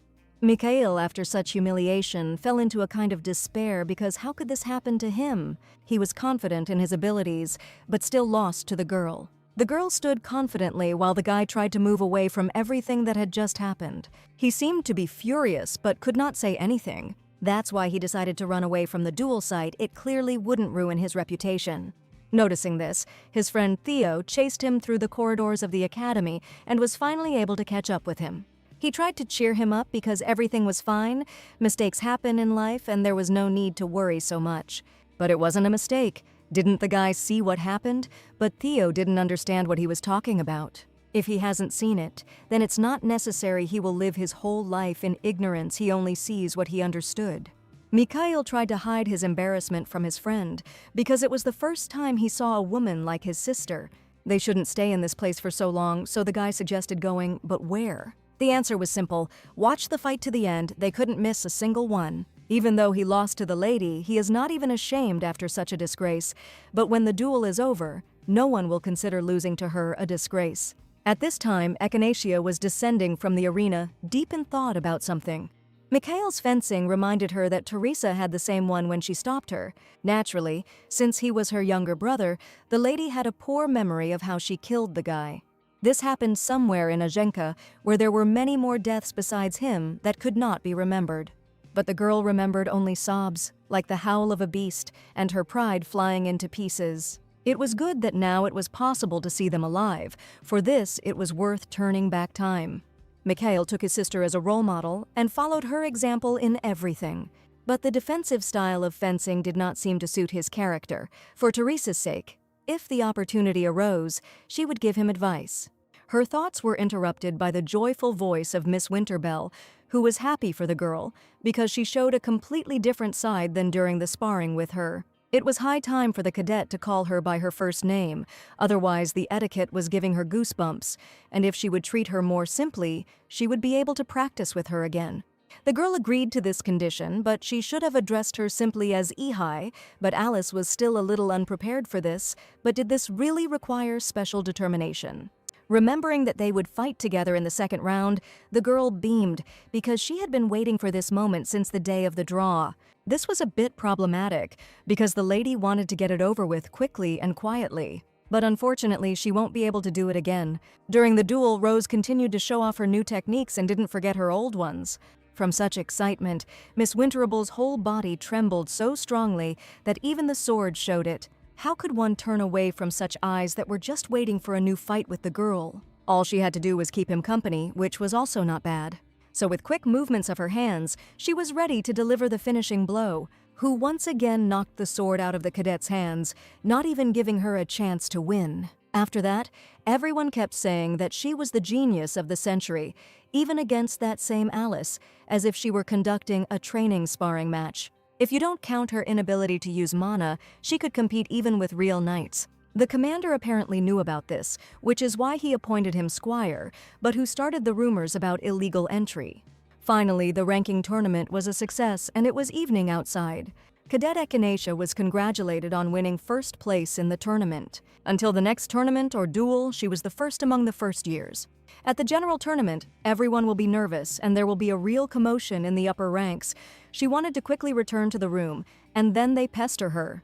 Now the boy understood why the commander had appointed her squire. He could see her talent. But what was her secret, because the House of Rose was never famous for its sword? Who could she have been trained by? Perhaps Commander Urien himself has been training her for a long time. Echinacea was simply self-taught, which is certainly not what the presenter expected. Tired of his constant chatter, the lady asked him to leave because she was tired after the tournament, in which case Ian left. Lady Winterbell watched this whole scene from afar, not understanding the gist of the conversation. It was so tiring, it would have been better if she had just made a scene. The cadet was interested in what they were talking about, but there was nothing special. He was just talking about the rating of newcomers. But now Rose was only concerned about whether Alice was okay, although everything seemed to be fine with her. The problem was that her rating would be too low for her abilities, but that wasn't a big deal for her. The girl got something more important than a rating, so for now she will focus on honing her technique. It was a truly chivalrous response, honest and true to herself, unlike types like Ian. Rose wanted to convey all her thoughts to the girl about this. After all, she really wanted her to become a full-fledged knight of the azure sky. She really was suitable for this role. Until now, the lady had read fencing only as a technique for effective killing. But when she crossed swords with Alice, things were completely different. Rose seemed to have taken on the spirit of a cadet who took the sword seriously and honestly. Yes, there are those who take up the sword not to kill, but only to protect citizens from danger. Just as there are those who take up the sword for self-improvement, regardless of others. If she needs it, the girl can turn to her for sparring at any time. After all, it will only be a joy to cross swords with her. These words touched Miss Winterbell's soul deeply, as if she had been waiting for these words for an eternity. She took the lady's hands in hers with such tenderness, wanting to thank her with words. She was so glad to have met such a beautiful girl as Lady Echinacea. Rose couldn't stand all this tenderness. Blushing, she didn't understand why she suddenly took her hand. But couldn't it have been done like that? Well, not that it couldn't have been done, but it really embarrassed the lady. So she finally suggested going back to the room, as it was starting to get cold outside. Today, the lady could also wash first, but she was going to do so even without Alice's words. When all the tournaments were held, all the cadets wanted to see the results. This time, the hunt for monsters was much larger than usual. On the march, this is the commander's order. Judging by the number of people, it will be very difficult this year. I wonder what is going on in the gorge. Besides, as expected, these three became the best among the newcomers. Now it's worth looking at what they are capable of in this campaign. At this time, Lady Rose was sitting in the open-air establishment and asking why Alice had suddenly changed her mind. She said that for now she would only focus on preparing the sword, but the lady saw the name on the list of participants. She just recently fought the second place and swapped ranks with him because she didn't want to miss the chance to gain combat experience. Experience can be gained later, so why rush with this approach? But the girl did not want to miss the first trip with Ihai. But she said that she could train with her at any time, and training and a real fight were completely different things. While they were discussing this topic so heatedly, a man approached them and was finally able to find them. It turned out to be the elder Barak. He came to praise Rose for getting into the ranking, and in first place at that. Lady Alice immediately greeted the man, but there was no need for such formalities. He must have had some business with them, but nothing special. Seeing the announcement, he just came to tell them to prepare well. As good as they are, this is the first real fight for both of them, and with monsters at that. As far as she knew, the Azure Sky Knights usually sent out students on request, but this approach seemed different. Everything was correct. The Knights of the Azure Sky every spring, in addition to the usual tasks, choose a region where monsters are especially active and carry out a cleanup. At the same time demonstrating strength, the destination was the White Raven Gorge, the very place where it became a battlefield last summer. The gorge is located on the border, it was used for ambushes, and therefore many soldiers died. Places where many people have died soon become lairs of monsters. In the past life, the Knights of the Azure Sky were destroyed, and the country suffered greatly from monster attacks. This time the commander and 3 owners of the GIOs will be participating. This is a good opportunity for them to gain experience, so it is better to keep up. And of course, the man also felt the purge, because he was the squire of the deputy commander. That's what Echinacea thought. Something would definitely happen on this trip. She needed to make sure that the people she knew, including these 2, didn't die. And also, we need to find out if there are any owners of the GIOs who remember the erased past. On the 12th of May, 1629th year of the Sacred Era, the entrance to the White Crow Gorge began. Once most of the tents were up, Rose learned that she had been assigned to Commander Urian. But what was there to be surprised about? She was his squire, and there were only 8 days left until the end of her probationary period, so it was natural. On this campaign, she should stay close to the Lord and help him in everything. The Demon Sword was glad about this outcome, because now she would be able to keep an eye on him from a very close distance. The squire must pitch his tent next to the Lord's. It was probably the first time she pitched it, so Barak will help the lady with this. He shouldn't have bothered so much, but the man was already dragging the tent. It would only take 30 minutes. But the girl really could have put it up herself. All the cadets were already whispering about it, that the lady apparently didn't like hard work. Such attention is completely inappropriate. If other owners of the Hyosa see it, it will be worse than ever. A red-haired man approached them, noticing how Barak was helping the girl. Passionate love on the battlefield, it was so sweet. The man clearly didn't expect someone to come up to him from behind. After all, he was just helping the younger one. He had long ago understood from his voice who that man was. This is one of the owners of the Geos, Lord Dietrich. Hearing one name, Echinacea immediately realized that her fears had become reality. She remembered that red hair, finally fully realizing that it was Dietrich Sarua. Dietrich escaped while Teresa tried to stop her in order to convey the news about Ayenka to Urian. But Rose caught up with the guy, even though he was already on horseback far from the academy. And since she was here, it means Teresa couldn't stop her and died. So the girl will die on this spot. The man seemed to go crazy after this. They fought in a fierce battle, not for life, but to the death. His distorted face, his screams and groans, all of this was deeply imprinted in the lady's memory. The look on her face when she killed him was a horrible sight. The memory of his blood mixing with Teresa's dried blood is still vivid, but now it was necessary to calm down and take a closer look at the situation. His sword was a normal rapier. If he had awakened his Josa, it would be with him now. This means that now Dietrich is not the owner of the Gyasa. He is not yet a master, but only a junior knight. That is, the current Dietrich had no memories of the past, which significantly improved the situation. The man kept teasing Barak that they were lovers, even though they weren't yet. But if she is not his girlfriend, and he did not try to seduce her, then why is he helping to set up the tent? What was wrong with helping the younger one that you like? But it was very bad. If you look around, if he really cares about the younger one, then you should think about how his actions look in the eyes of others. Only now did he realize the whole situation of what was happening, but he shouldn't have been so worried about her reputation. Even though she didn't ask for help, he accepted it, so the result would have been the same. In that case, that explained everything. But Dietrich wanted to tell the lady something else. She immediately thought that it was about her clothes, but this was not the case at all. He knew a thing or two about geniuses, like the commander who was now in the clouds. They were roommates at the military academy, so I knew a lot about him. But in general, observing geniuses, he noticed one common feature among them. All geniuses were some oddballs, and she was clearly no exception. At the same time, everyone shows their eccentricity in their own way. It's hard for ordinary people like him to understand this. All they can do is accept it. For example, her style of clothing, but he didn't come here just to say that. He moved a little closer to the girl so that she could definitely hear him. The man really wanted to say that this dark dress suits Rose. That's what he wanted to say all this time, that the lady looks beautiful. That's why he offered to be friends with Cadet Echinacea, clearly sucking up to her.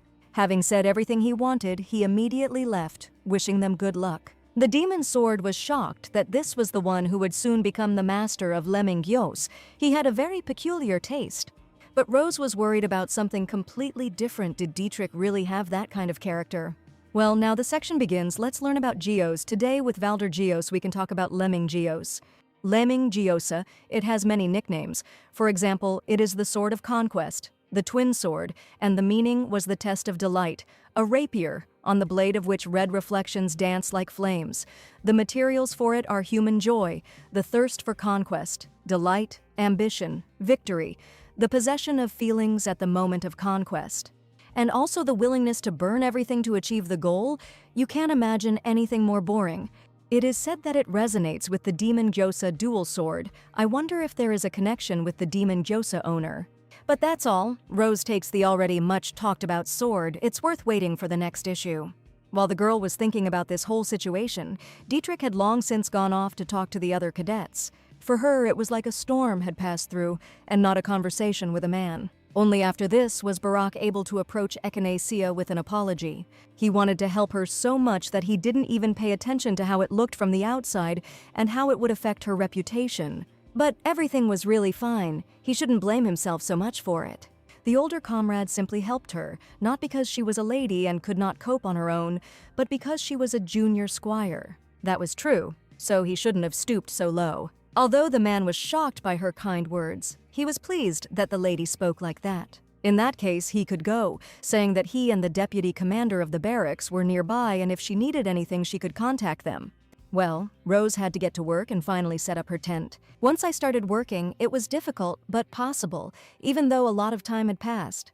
As soon as she set up the tent, it was deep night and torches could be seen outside near the tents. At this time, Echinacea was sitting in her room and looking at Urian's cloak, which he had lent her long ago. Even the demon sword didn't understand why she looked at him for so long and did nothing else. The lady wanted to return the commander's cloak today. She was finally going to meet him. What a wonder. But the girl definitely won't dare to do this, so she'll go late at night.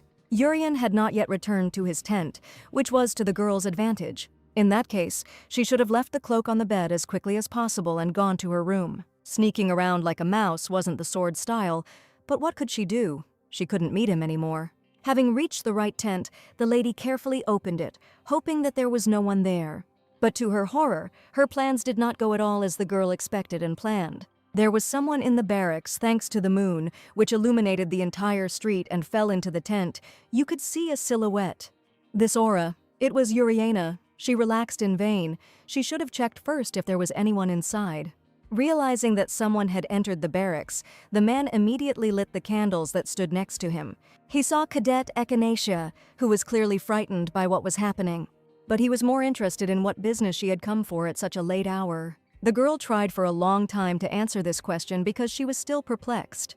Looking at the cloak that was in her hands, the lady wanted to return it, also not forgetting to apologize for bursting in so late. Urian looked at the cloak for a while. It was a bit of a strange behavior for a cadet. But he had no choice but to take his thing back.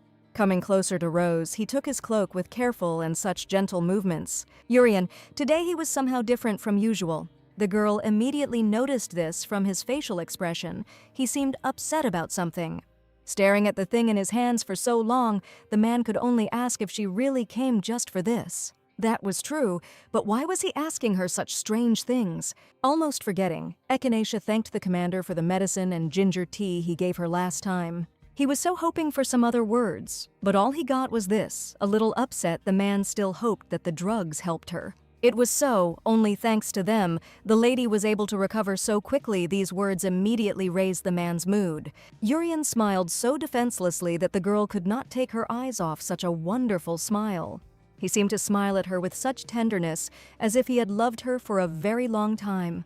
But all these thoughts were interrupted by a picture that suddenly appeared before his eyes, where the Lord was already covered in blood. That moment hurt Rose so much that she couldn't get the memories out of her head. All her thoughts were complete nonsense. Such allusions were an insult to Urian's honor. After that, she didn't want to be in the barracks anymore, so after asking for an apology, she decided to take her leave. But the man didn't want to let her go so easily, so before she left, he asked her to wait. She still had questions, such as whether she had ever encountered demons. This question made me think, because I had to come up with an answer. When she was controlled by a demonic moss, demons were born in every ruin she passed, so during the time she was collecting Gyoza, there was a lot of demon hunting. And one day, she was sucked in there and had to suffer a lot to get out alive, but it was impossible to talk about it. Having come up with what she saw, when fighting demons, many things were different from fighting people. The lady studied this, to some extent. Urian had no doubt about her swordsmanship, but demons were unpredictable creatures, so he shouldn't stray too far from him. But why is he so confident in her sword skills? The man has never seen it. How could he see her fight if he never even showed up for training or tournaments? It turns out that he personally saw her take the entrance exams and knows the results of the tournament. She is excellent. The girl was grateful for such a high assessment from him, although she could not show her joy. It was high time for her to go back to her tent, apologizing once again for disturbing his rest. But Urian wasn't going to sleep all night, so Rose didn't have to worry about that and could go and rest peacefully. The demon sword found the whole situation funny, telling people to be careful of the demons, even though he was weaker than the lady. He should have shut up a long time ago and never even mentioned this man's name out loud again. Finally reaching her tent, Echinacea fell exhausted onto her bed, still thinking about Urian. Why did he have that expression on his face the moment he saw her? And what was he thinking when he said such strange and incomprehensible words? The girl did not understand him at all, much less what he felt for her. That night, she had a dream in a luxurious ballroom where she was dancing with someone to a ballroom song. She was so genuinely happy to stick with him and spend these happy moments together. But the face was not visible, although the lady knew that for some reason the man was smiling and was so warm that tears involuntarily came to her eyes. And then the fateful day came. The sky was dark, as if clouds had filled everything around. All the candidates and knights stood waiting for the commander's order. They were ready to fight no matter what the cost. Finally, a voice sounded that from this moment on, they would begin clearing the White Raven Gorge. They were finally in a gorge where an ominous atmosphere reigned, and in such a place it is not surprising to see the appearance of demonic creatures. All that remained was to make sure that everyone was ready to start the fight. But what worried Barak most was Echinacea's readiness. Even at that moment, she was wearing her magnificent dress. Although it interfered with the fight, the girl was more or less ready for everything. The elder was not going to go with him. He should have stayed in the camp with the master. Someone had to guard the camp. According to the original script, Barak was supposed to die during this purge. But the lady didn't know how exactly he died, whether the scenario had changed, and how he would die. The only clue was that it all happened on a rainy night. The man noticed Rose's anxiety, so he tried to cheer her up by wishing her good luck and that she not leave the commander. They might return before nightfall. The fight was hard and every soldier tried to help each other. The monsters fell one after another, and this was thanks to such a large number of people. But there were still too many monsters, and it seemed the battle was brutal. They say the enemies were doused with boiling oil. No wonder there are so many demonic creatures in this place. Well, no matter how many of them there are, in front of the master they are just walking scarecrows. Even if he is attacked by a large number of these creatures, he will still be able to fight back. This was the situation now. The man was confident in his strength and was preparing to deliver just one blow. This blow was supposed to crush all enemies before him. Rapid mana energy flowed from one monster to another, destroying them into dust and ashes. All attention was focused on Urian. His attacks were precise and flawless. And his sword was created by an ancient blacksmith who created a blade from human justice and engraved on it the pattern of human duty. While she was watching him, the entire small group of monsters that were attacking him were destroyed at the same time. In part, all these successes can be attributed to the sacred sword Langios. It strengthened mana and destroys evil, a sword that becomes stronger against evil creatures, because of which Langios could not accept her, the murderer. Normally, the owner can store and summon the Gyoza through the engraved pattern, but with Langios, this is impossible, so he had to carry it on his back. A beautiful white sword that she was not given the ability to use, just like Urian. They say the man doesn't have an accompanying squad, which is not surprising. With such abilities, he is not needed. While the lady was lost in her thoughts, one of the monsters managed to crawl up to her. Echinacea immediately noticed this monster approaching her. Without even blinking an eye, the lady stepped on his hand, causing it to bleed, after which he cut off the upper part with one blow just as quickly. Mikhail and his friend looked at this woman. There was not a speck of dust on her face. The monster was able to find a similar monster to serve as his squire. Her boots were ruined, which was a pity because they were beautiful, but nothing could be done. But it was impossible to be distracted by this. Storm clouds appeared in the sky, which could only mean one thing. It was time for them to return to camp. It was becoming more and more dangerous, and the moment of Barak's death was near. While the girl was looking at him, out of the corner of her eye she saw that someone else was looking there just like her. It was Urian watching the approaching storm, which was getting closer and closer. He probably knew what was about to happen very soon. Therefore, by raising his hand up, he drew the attention of everyone present at the cleanup to himself. The weather was getting worse, which meant they should postpone the daytime sweep until tomorrow and return to camp. Urian turned to Echinacea as if he wanted to say something, but they looked at each other silently. The man's gaze showed that he remembered everything. This frightened the lady the most. The commander only praised her for having worked well and for the fact that they needed to have a good rest in the camp. All thoughts were mixed up in my head. It was impossible to think about one thing. Even the demonic sword understood that Urian remembered and knew everything for sure. The girl remembered the day when Barak died, and she had to do everything she could to stop it. And not only that did she remember, all the erased memories too. When they finally reached the camp, it was already raining heavily, and there were already puddles all around the street. All this time since arriving back, Rose sat in her tent thinking about all the words. The demonic sword tried to calm the girl down. Why should she follow Barak? Because if Urian had memories, she would figure everything out herself. It was so, but the lady could not stop thinking about everything. She did not even silence the sword, which was strange for her. All the words that after the duel he would answer, and that he did not doubt her sword. Now the girl understood why he said so. Urian definitely remembers what happened before returning. Then why doesn't he attack her? Why doesn't he try to kill her? Why doesn't he hate her because she is the one who brutally killed him? He should have regretted and cursed the lady for all those actions in the past. But he only smiled at her and had good intentions. Still, there was something strange about his goodwill towards her all this time. If he remembers, then he shouldn't behave like that, treat her so well and especially take care of her. He may have memories, but without any proof, the man simply watches. He doesn't know who turned back time, so he's trying to figure her out as a cadet who wasn't there in the past. And at the same time, he carefully checks whether Rose is the demon of the demon sword. There was no other explanation. Urian tests her, holds her close, and watches until he finds irrefutable evidence. And when he can be sure that the girl is a demon of the demonic sword, he will immediately finish her off on the spot. Suddenly, the lady felt something very strange, something that even the sword did not understand. She realized that Urian had left the camp and was heading in an unknown direction. Thanks to the cloak that the lady finally gave him and the rain, he was able to leave without being seen. Without thinking for a second, the girl decided to follow him in order to find out where he was heading. But what if they are noticed? They are not noticed. Echinacea will specifically hide the aura with the help of mana for this. After these words, she began to put her plan into reality. Everything was done.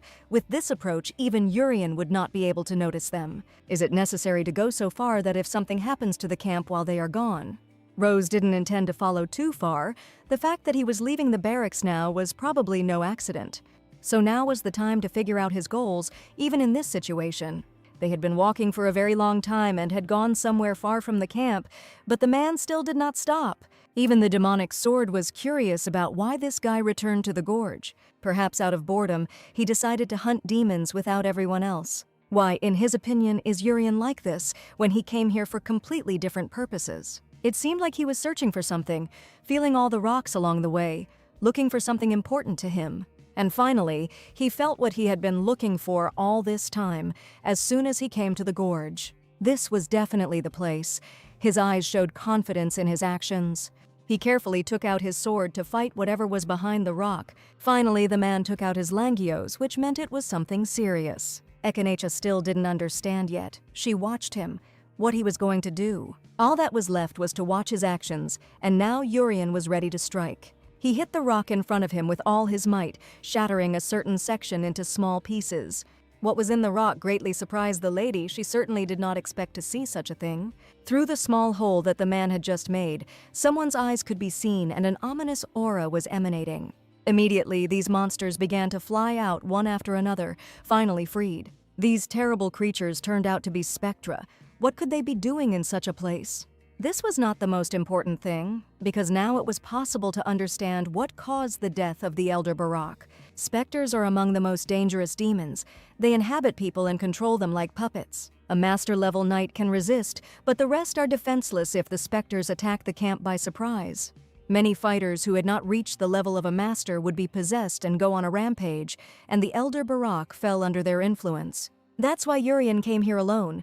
The spectra didn't affect him like they did the others. But this means that among the owners of the geos, only Urian retained his memory. If there was someone else with some memory left, he would have also come to sort out the spectra in advance. But why exactly did the man, before he could come up with a new theory, distract her with a demonic sword? The girl should have looked at what was happening. There were a disgusting number of spectra. It's dangerous, isn't it? Everything was fine.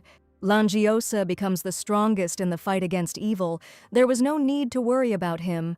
After all, a man could crush all these monsters with one blow. As expected, with just one powerful blow, he was able to hit all the spectra that were in front of the man at once.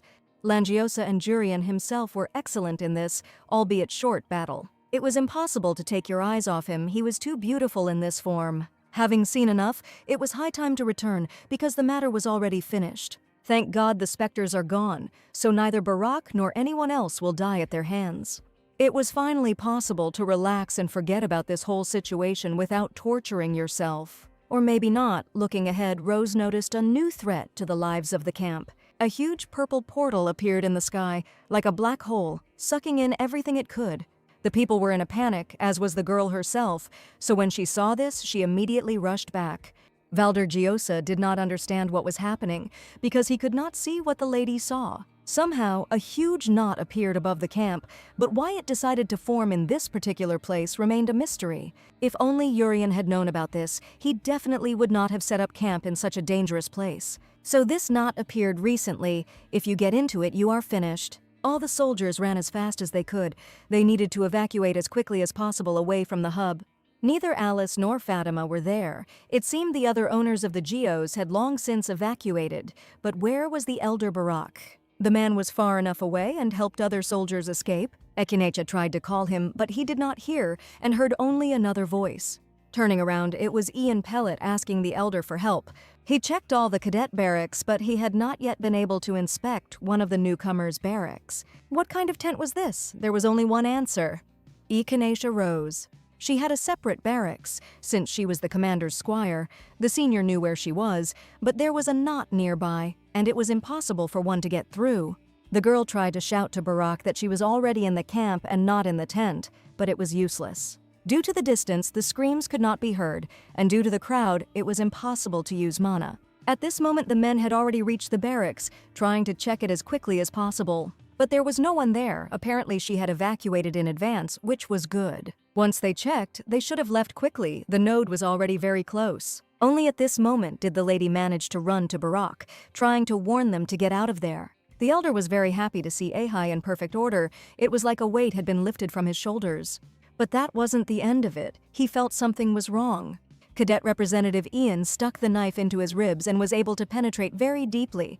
From such a blow directly to the back, Barak lost his balance, which caused him to be sucked into a knot. Only later did he realize what was happening, but his legs were already beginning to enter this abyss. It was already too late to help him in any way. The elder was completely sucked into the knot and there was no trace left of him. While the girl was distracted by this, it was the perfect moment for the guy to hide his knife in his sleeve for the future. This couldn't happen.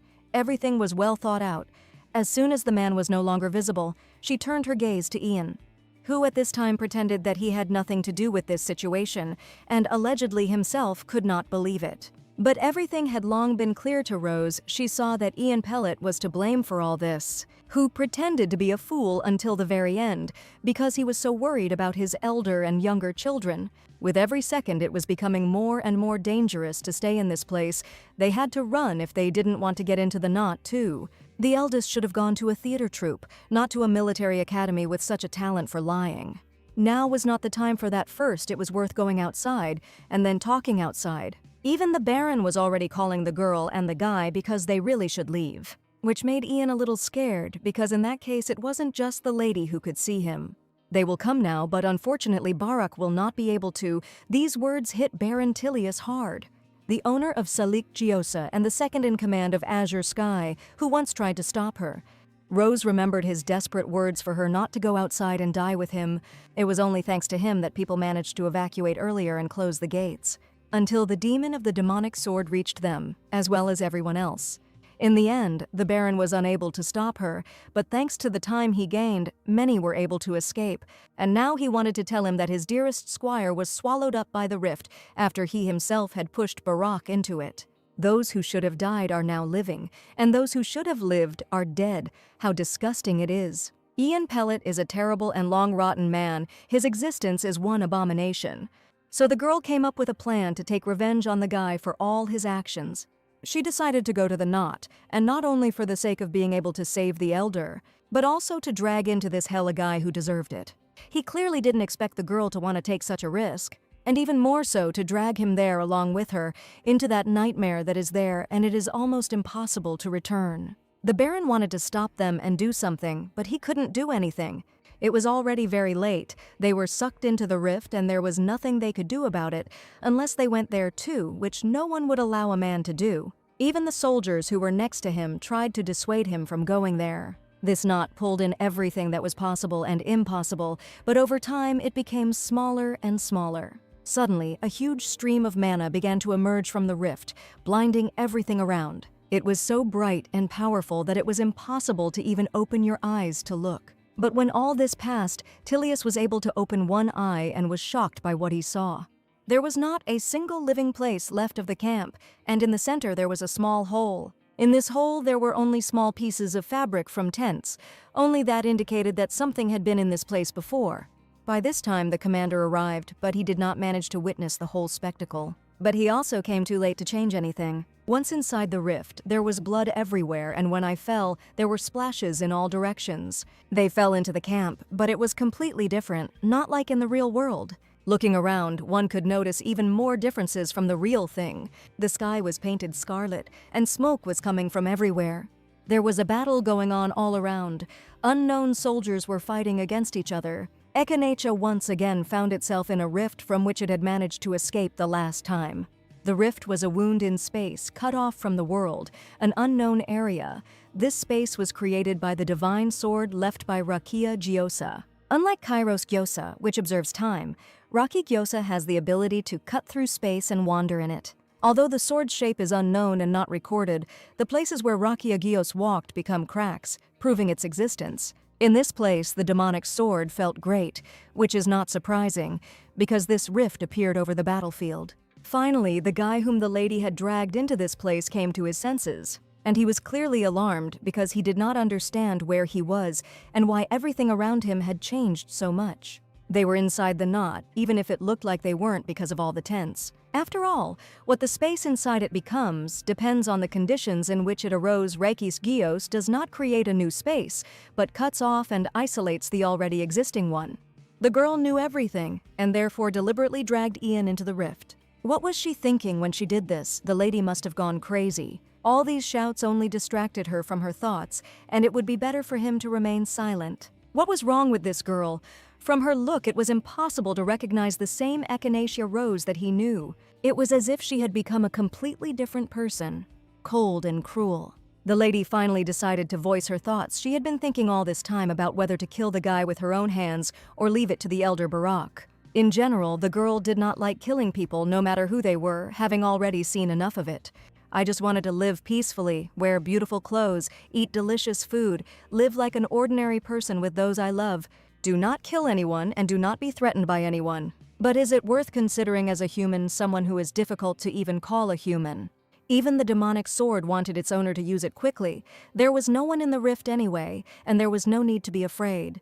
Perhaps he was right this time. Rose would do it. Dragging Pellet along with her while she looked for the elder would be hard, and it could be difficult inside the rift.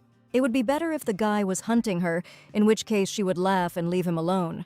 Whatever he did to her, the girl would have tolerated it, but she will not forgive those who touch others. But what Ian did, the guy still tried to play the boy who did not even lift a finger. It looks like there was some kind of misunderstanding, but now it's more important to think about how to get out of here. But no, the elder now had another, much larger problem than getting out. Therefore, the lady will ask the last question, whether he is capable of repentance and change. This was too difficult a question for Ian, which led him astray. The lady was serious in her words and would not leave him alone until she received an answer. Having decided to play until the end, the boy did not understand what the younger one was talking about. It seemed that she had seriously misunderstood something, trying to fool the lady into thinking it was just an accident.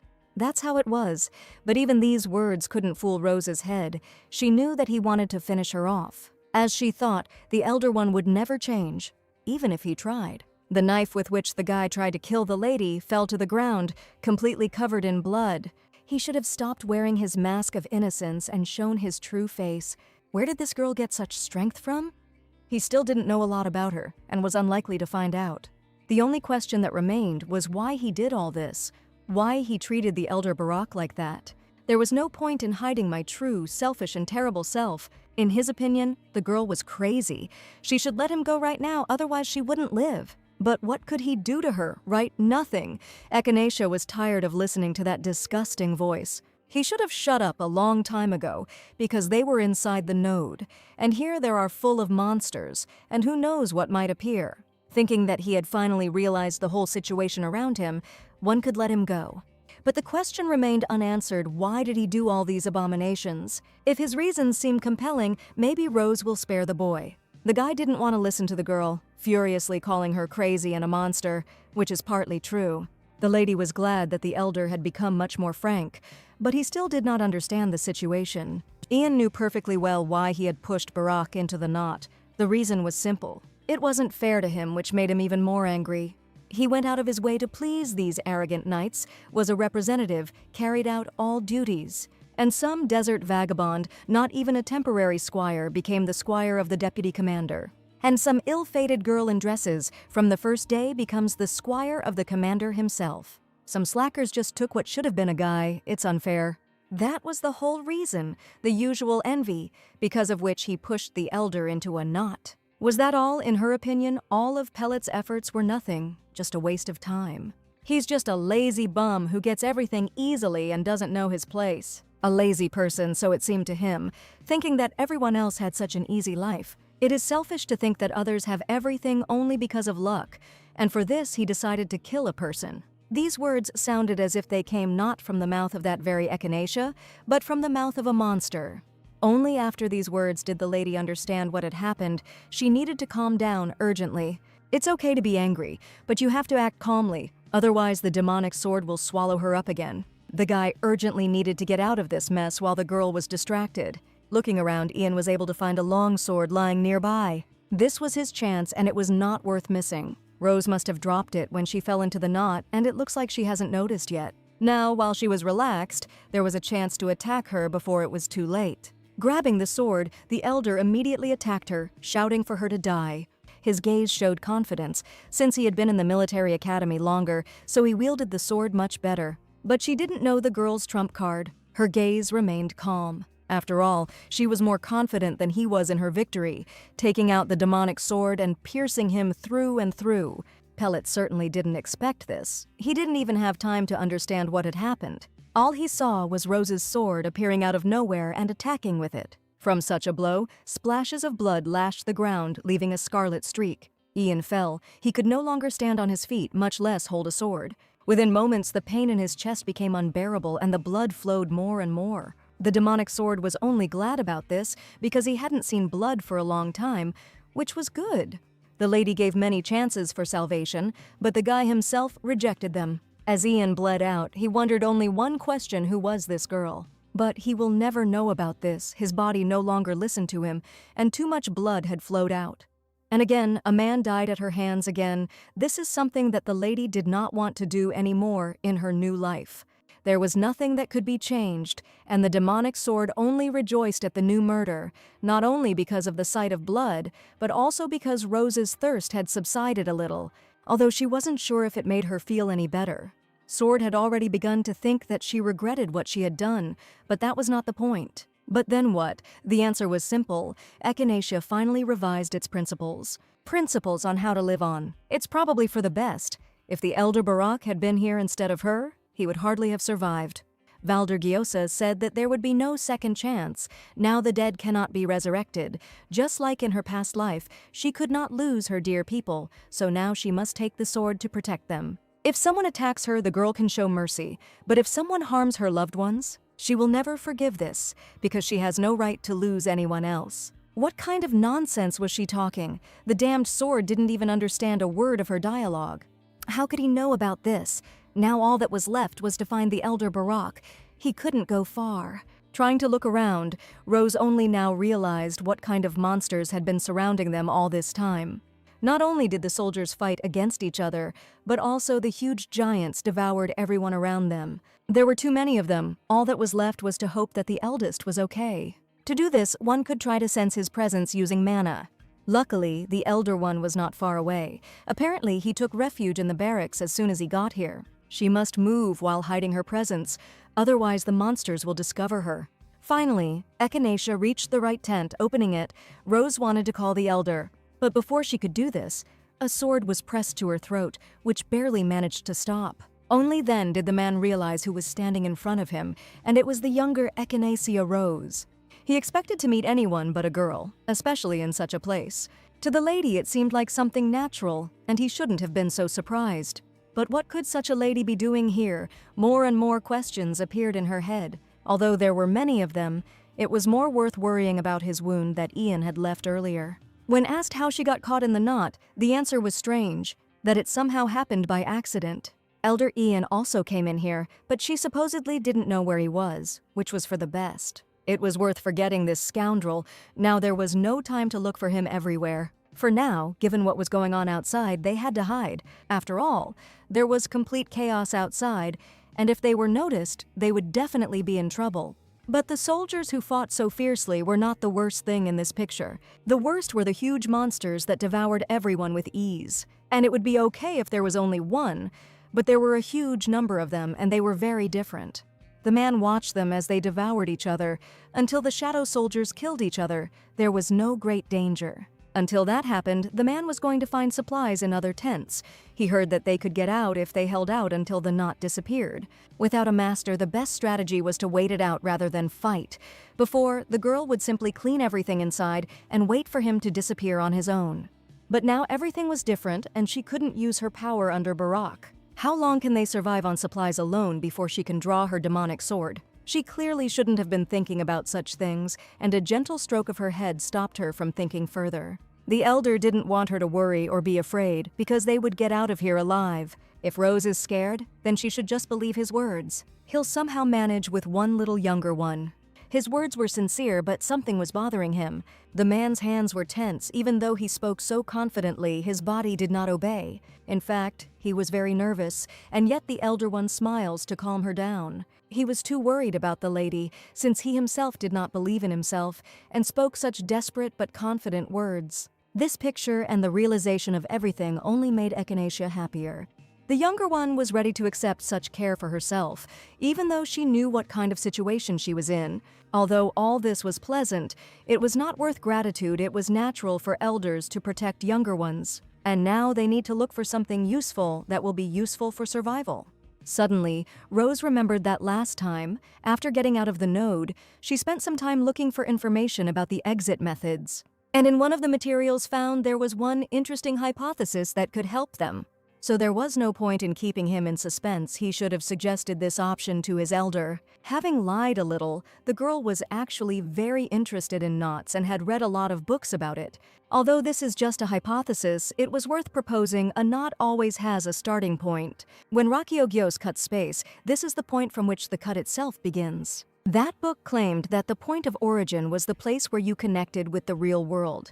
The node returns to its original state after a certain time. This means that he was not completely separated from the world. If we consider the disappearance of a node as the healing of a wound inflicted by Rakia Gyosa, then the starting point should heal first. This also meant that the starting point was closest to the real world.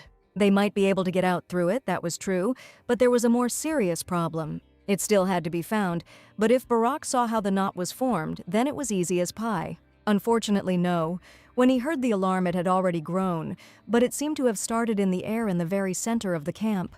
Then there is a high probability that she is right there. They urgently needed to check the center of the camp.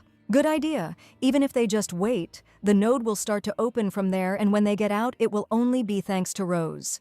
The blow of joy that was dealt at that moment turned out to be too strong. The man could not calculate the force. But now was not the time for reproaches. They needed to look for a starting point. In all his joy, he didn't even notice that Ihai, surprisingly, didn't panic at all in such a situation. Although Barak put on a brave face in front of her, they say that very few managed to escape from the knot alive.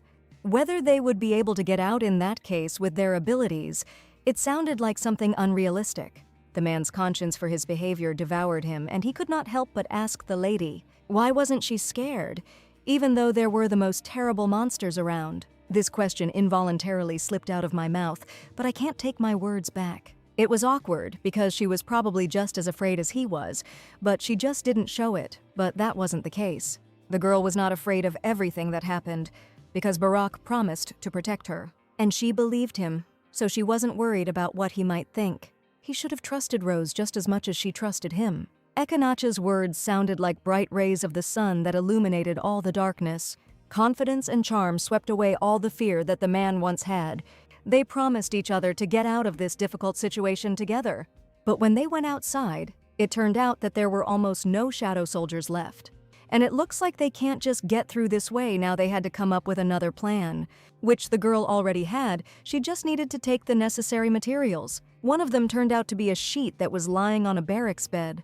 They had to use her because they had no other choice. But what was Rose going to do with it? Clearly not throw it on herself and just walk away. It is worth transferring to the real world, where only ruins remain from the site of the node. Commander Urian had just returned from his night raid into the gorge and still did not fully understand what was happening. He was only worried about Echinacea, where she was and what was happening to her now. But the news was not the best, unfortunately. She was swallowed by a rift. They have not yet found a way to find the separated rift or penetrate inside. All that was left was to wait for the debris to fall out on its own and hope that everyone who was sucked in would survive. Although the deputy himself was worried about his squire, looking at the man, one could notice something. After all, since the time when Urian was an ordinary cadet, and still, when he became commander all these long 9 years, he saw him like this for the first time. He was always so calm and cold, never showing even the slightest emotion. Right now, he seemed about to collapse. He was so shocked, and his grief was understandable. But who was Echinacea to the commander then, that he looked so depressed at that moment? At this point in the knot, Barak was still trying to understand the girl's plan. After all, no ideas came to mind about what she was going to do with an ordinary sheet. The answer was obvious. The lady was going to crumple up the pieces of fabric and set them on fire. Demons usually show interest in fire because they know that there may be people near it. It was a great idea for a decoy. Where did she learn that? It looked more like a mercenary trick. Rose had seen the knights of their house do it, but she would never admit that she learned it when she was collecting gyoza. After a while, everything was ready. By this point, there were almost no shadows left. And then the first fiery projectile flew, which was able to attract one of the monsters. And all the others flew after him. With such numbers, they were able to attract all the monsters. Seeing the fire, as the girl said, they immediately ran after them, trying to catch up. Once all the monsters had fled, it was a great time to go out. As they ran, Echinacea remembered that her and Urian's tents were in the center of the camp. Not forgetting to pay attention to the sky, because they were already almost at their destination, the lady noticed something. The elder one should have taken a look at this, because something was visible in the sky, although poorly. They stopped specifically for this purpose, trying to make it out. That strange thing in the sky that looked like lightning could have been the very entry point to the rift. They had done the first thing, but now what? They had to try to touch it. They couldn't just stand there and watch. But the question remained how to get there.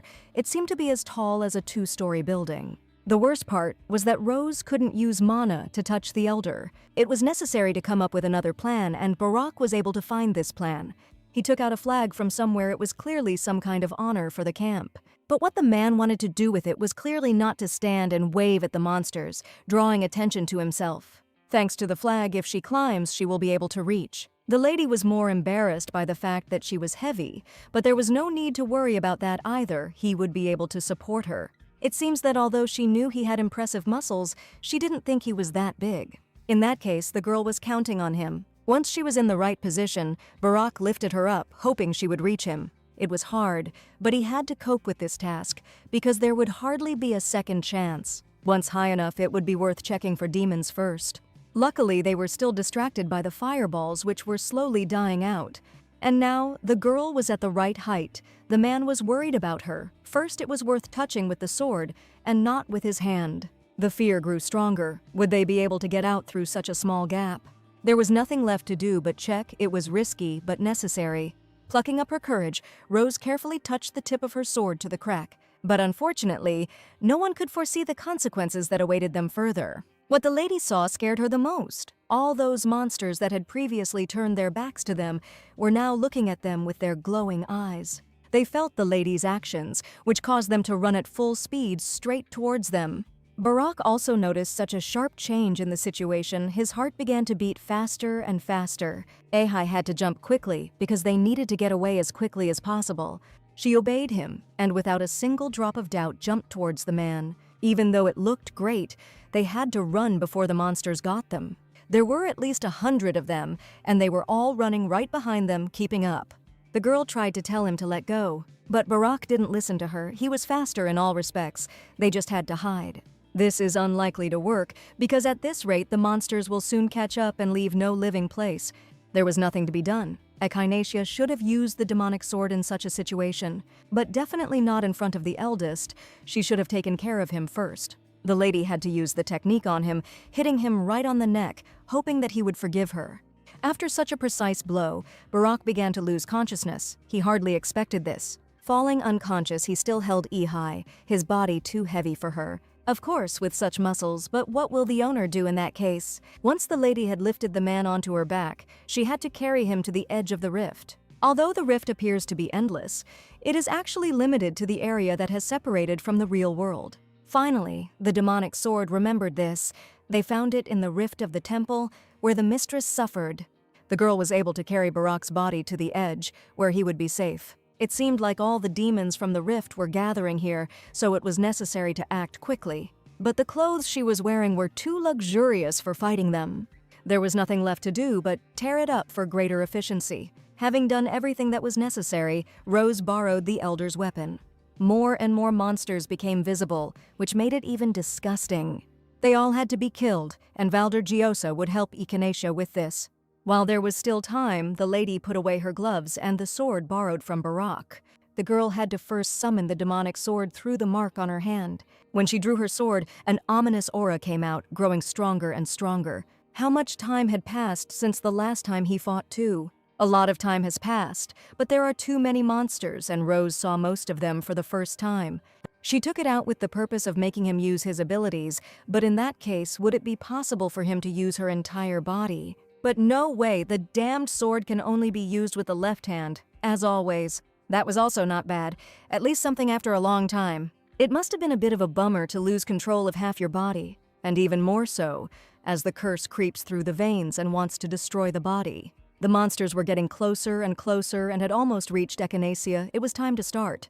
Valdergiosa could have had a blast with all the monsters. Now she won't tell him anything. After that, monster after monster, all were taken out by the demonic sword. He liked this feeling of cutting flesh, something he had been missing for so long.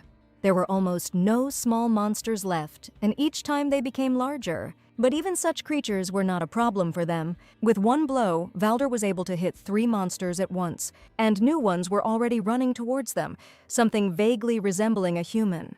The girl decided to kill them herself, which made the demonic sword angry. They were to become its prey. In that case, let him figure it out for himself, which was only a joy to him.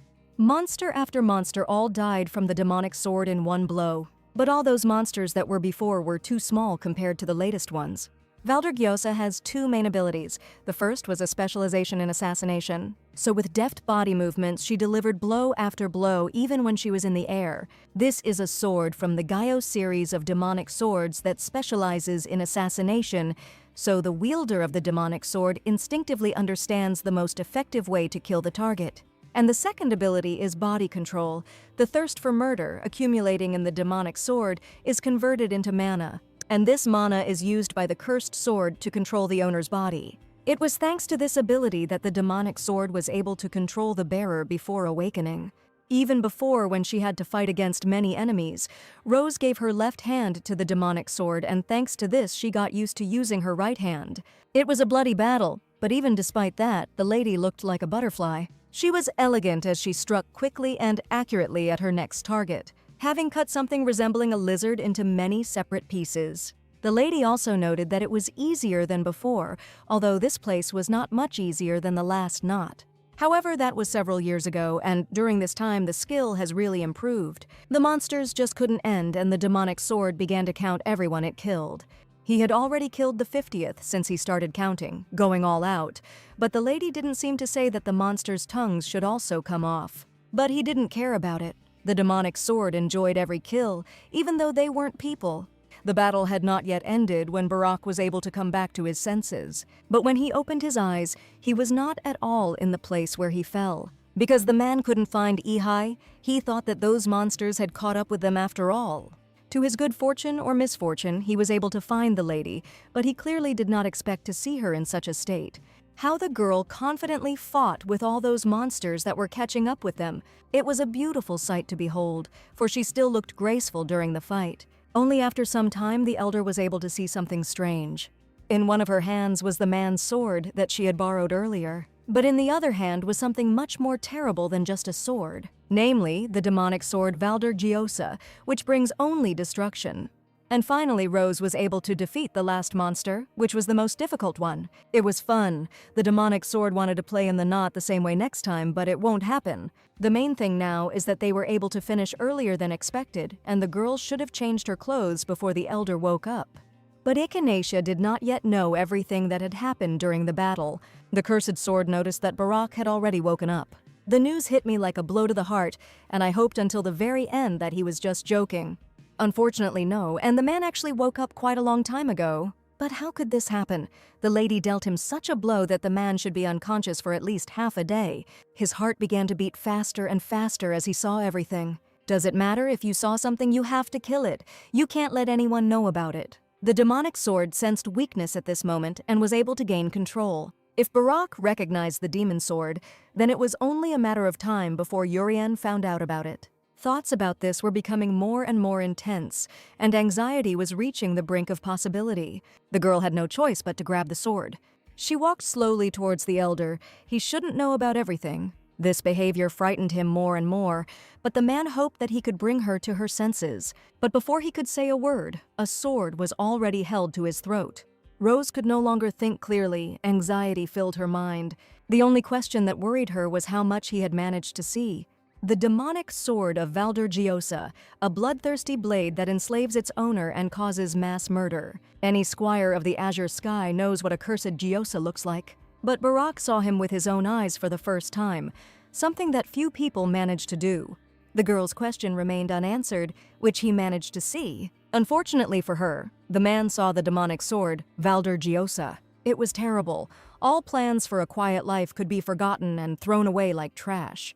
Echinacea didn't even know what to do with the elder in this case. Barak even felt a bit sorry for him. For some reason, he felt the need to apologize.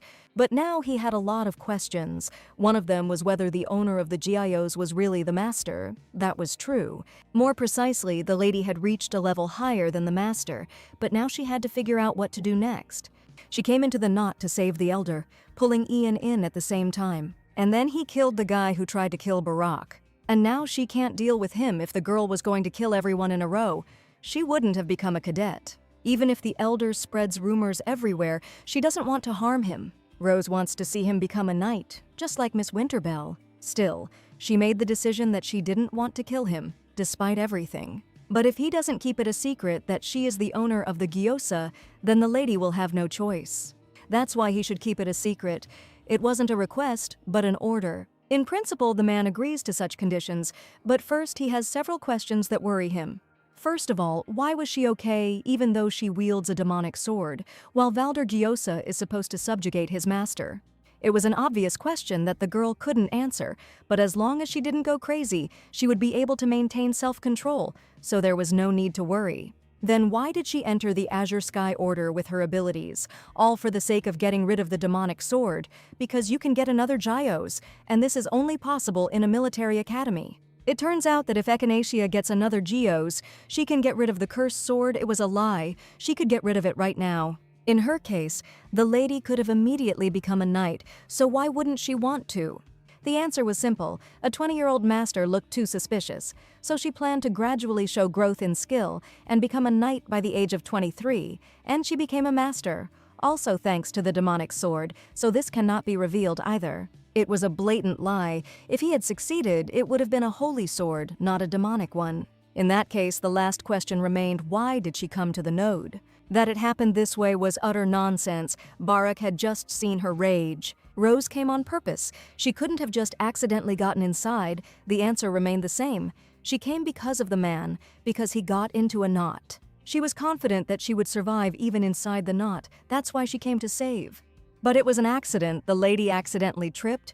Don't craftsmen make mistakes? These words sounded too funny that laughter came out involuntarily. After all, it meant that she would kill him if she didn't keep the secret, which turned out to be a lie. Ahai could not tolerate such words, because she said all this seriously.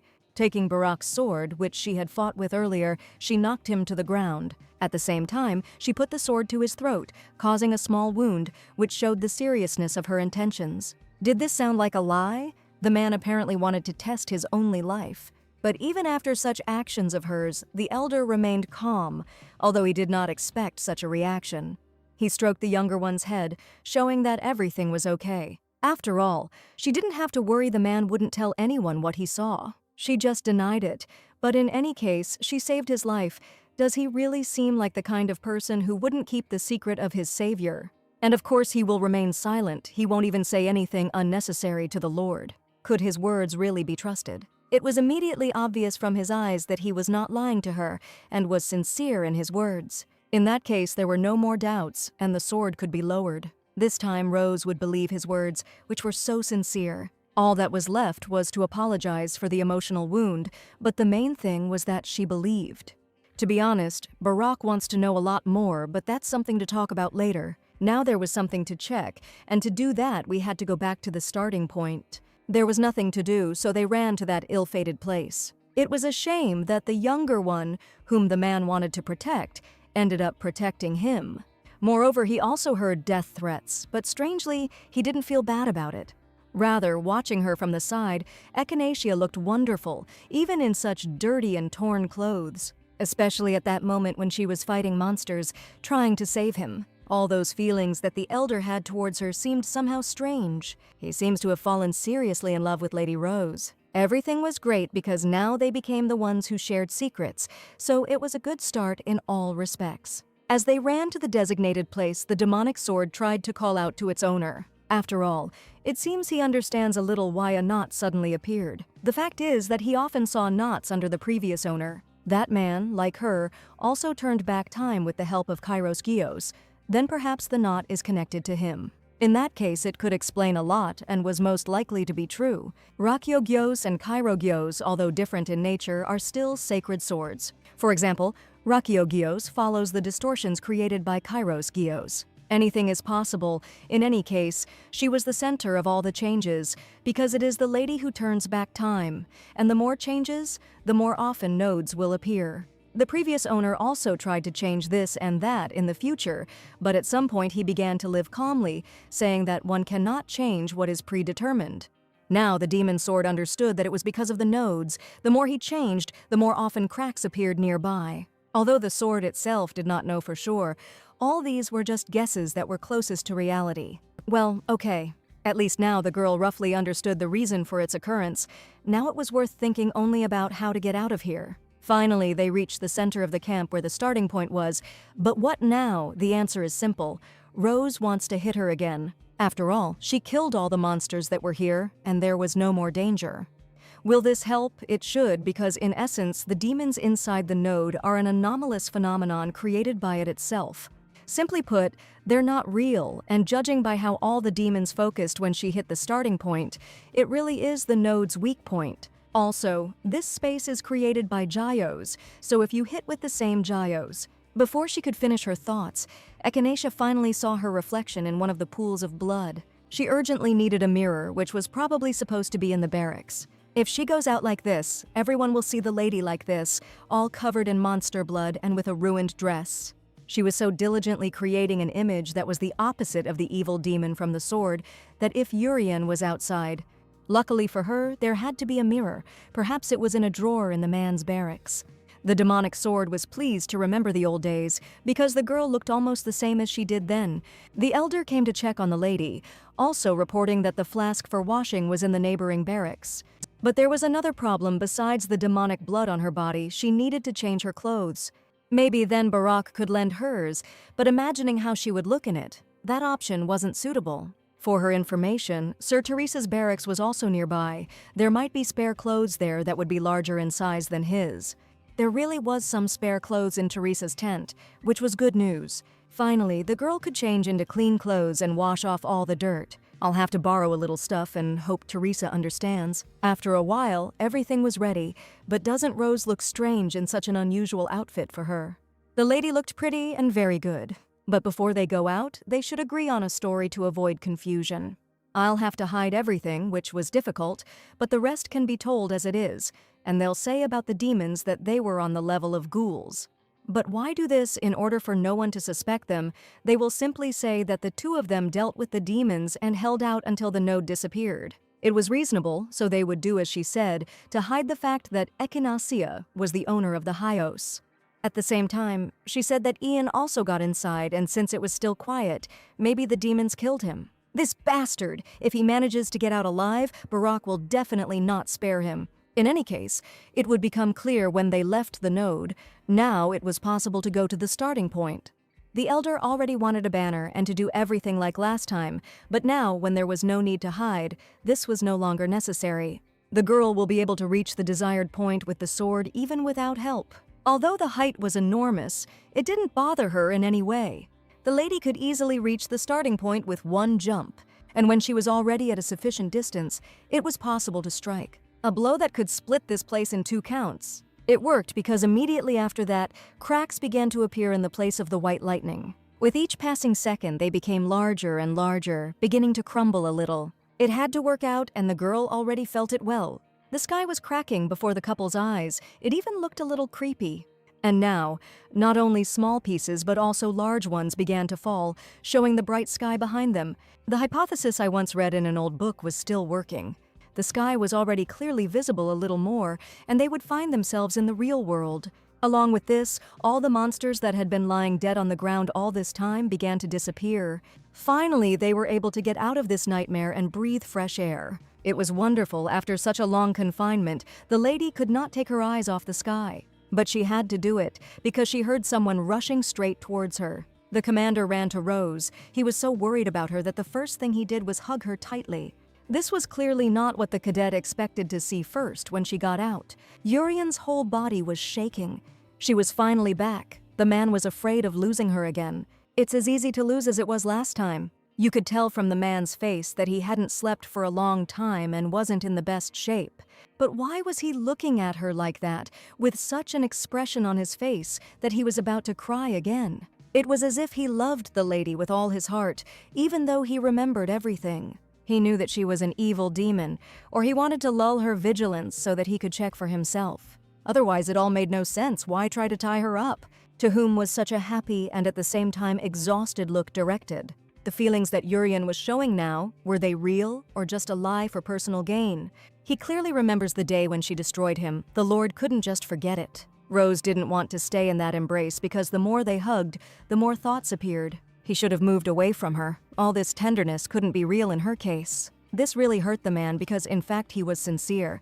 It's a pity that the lady didn't share his emotions. From the outside, this was truly inappropriate behavior, but I immediately felt relief. Everything is fine. The girl was just a little scared by such sudden hugs. Fortunately, they were able to continue their casual conversation after that. For example, how much time had passed since their disappearance? It turned out to be 2 whole days, although for them it was like a few hours. While they were talking about this, Baraja also wanted to talk to Urian.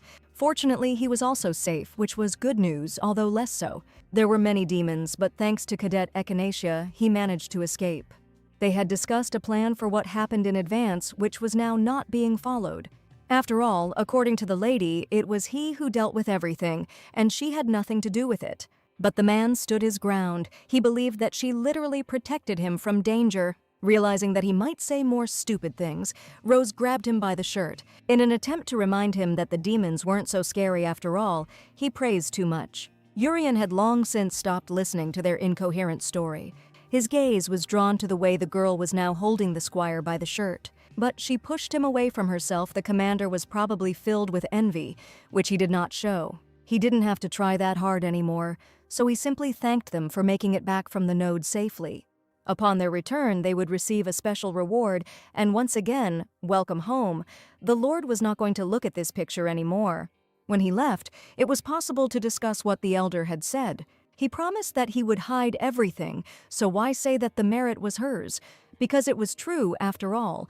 At the same time, it could be said that the lady had passed the test of death and improved her sword skills. He spoke well. Their conversation was interrupted again. On May 15th, 1629, the Order of the Azure Sky completed the cleanup of the White Crow Gorge. One cadet was killed, but other than this accident, there were only wounded, and for a not incident, the losses were really minimal. There were some doubts about the cadet's death, but given the testimony of survivors and the situation inside the node, the case was closed as death by demons. 2 days later, on May 17th, the detachment returned safely to Ajenka. After this incident, when they returned, the girl came down with a fever. Tomorrow was the official appointment to the position of squire, and she was in such a state she just needed to support herself with mana. She relaxed too early. Miss Winterbell was courting her neighbor and constantly offering to call the doctor. The lady so did not want. Her temperature was too high to say that everything was fine. But Rose would rather lie down for a bit, and it was high time for Alice to go to training. There was little time left before the general tournament. With her by her side, the lady was only worried and could not sleep. If that was the case, she would go, but if she needed anything, she should definitely say. Finally, my roommate left for training and I could relax. At the squire's appointment ceremony, she would have to meet Urian again, which was a headache. Perhaps if she got a good rest today, it would get better. But you can't get better in one day. She needs to train more, but Rose has only been training for 2 months since her return. She returned on March 17th, and today is already May 18th, exactly 2 months. For a lady who used to only wave a teaspoon, this is fast progress, but now she is lying down and the demonic sword is bored. While they were talking about this, the girl took out a telegram from the elder Nicole, which had been lying in the drawer for a long time. She must have found out something during this time, because the telegram said that she would arrive in Ajenka with an honored guest as part of a security mission, and then they would talk about the White Lion. Who could be this honored guest and when they will arrive, even if the telegrams are expensive? But this is too short. The girl managed to finish reading it before anyone entered the room, because voices could already be heard behind the door. This voice, it wasn't Alice's, but it was so familiar. It was asking to come inside. It turned out to be a second-year student from the Wisdom Club who had heard that Rose was sick. Winterbell felt uneasy, not wanting to interfere, but the older one kept up with her. They shouldn't be so upset. She handed over some herbs infused with honey. The girl should brew it like tea. Their family's folk remedy was both healthy and tasty. She didn't need to worry so much. The cadet was really stubborn after all. It was to earn points, so there was no point in objecting. She hadn't given up yet. In addition to the medicine, Lady Alice brought Echinacea some food.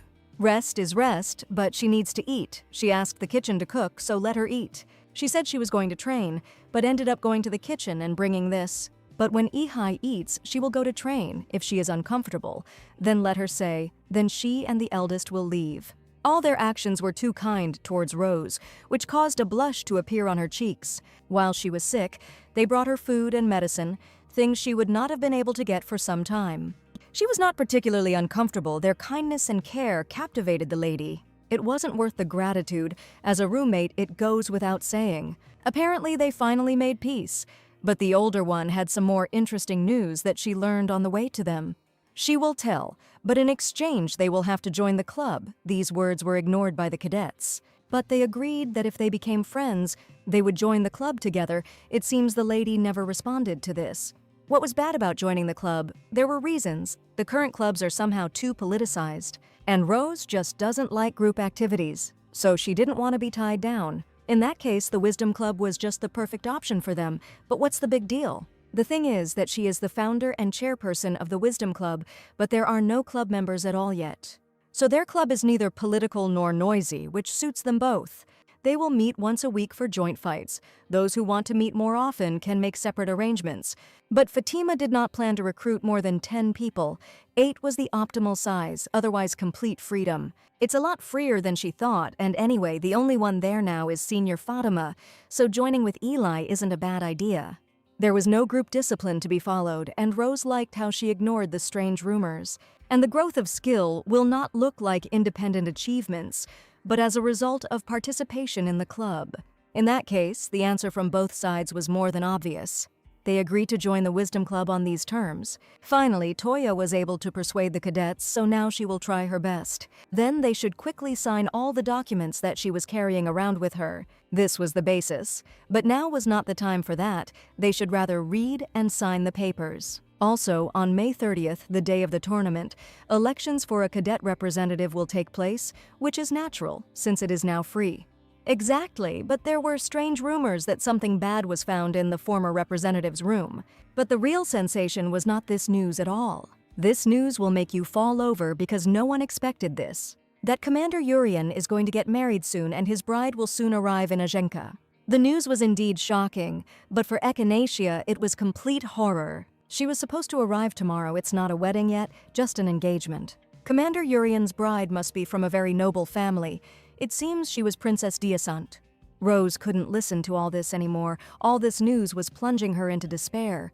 Alice and Senior Fatima didn't understand what was happening to her, but the lady asked her to leave because she wanted to rest. Of course, they chatted too much before the sick woman.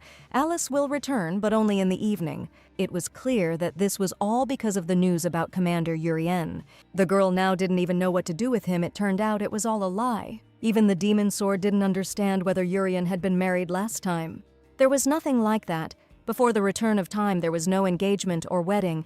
Even at the moment of death, even the usual scandals didn't happen, so why did this happen now? Apparently, the lady was going to write a letter for the demonic sword. But this is not so. She wanted to systematize what was in the past and what is happening now. First, it was worth starting with events from the past and then comparing them with the present.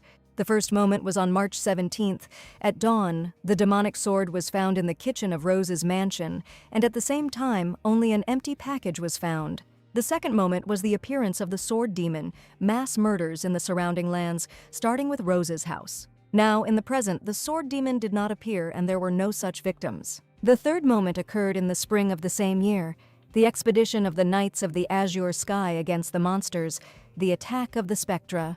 There were numerous casualties, including the death of Squire Barak Islaf. Now the Spectra have been destroyed in advance, Barak is alive, Ian is dead, there were no other victims. And now the most important moment remains, which so far completed this chain. The fourth moment, Jurian de Hardin Kyrie is planning an engagement with Princess Diasant. Diasant is the ducal house that produced the current crown princess, but did they have a daughter?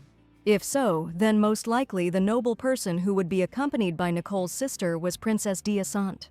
Next came events that had not yet happened, but could also change. Just as past events have changed, there is no guarantee that the future will repeat itself in exactly the same way. The fifth moment, the discovery of Elgiosa and also the murder of the saint. This was the event when Elgiosa, one of the 3 missing Geos, was found. A terrible accident when the Geos was found after its owner was killed.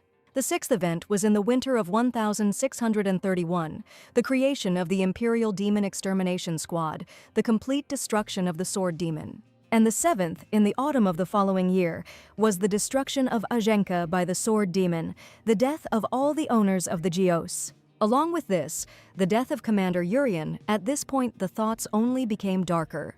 But these were all the major events that the girl remembered before the moment of Urian's death. There were absolutely no ideas which of them could have caused the event of Urian's engagement, or perhaps the commander's engagement was not a butterfly effect of altered events. And the choice of Urian himself, remembering the erased past, for example, he had a beloved to whom he never confessed. And when he was dying, he regretted it, so this time he immediately confessed and became engaged to her. All these thoughts only worried the girl more. She had to tear herself away from this. But she is so stupid, because there could have been nothing in common between her and the commander from the very beginning. Even if a man chooses someone of his own free will, she has no right to do so. My heart only bled more from such thoughts. But what did that expression on his face mean then, which he showed her then? A bright smile, a cautious look at Echinacea, genuinely relieved eyes. Was it all a pretense? Were the feelings he showed insincere?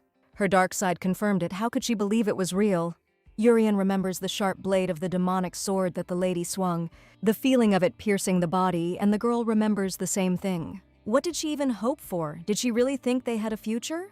With these thoughts, Rose fell asleep, because the next day an important moment awaited her. The lady was ready for him, walking confidently in her red dress. Commander Urian, who had arrived much earlier than her, was already waiting for her.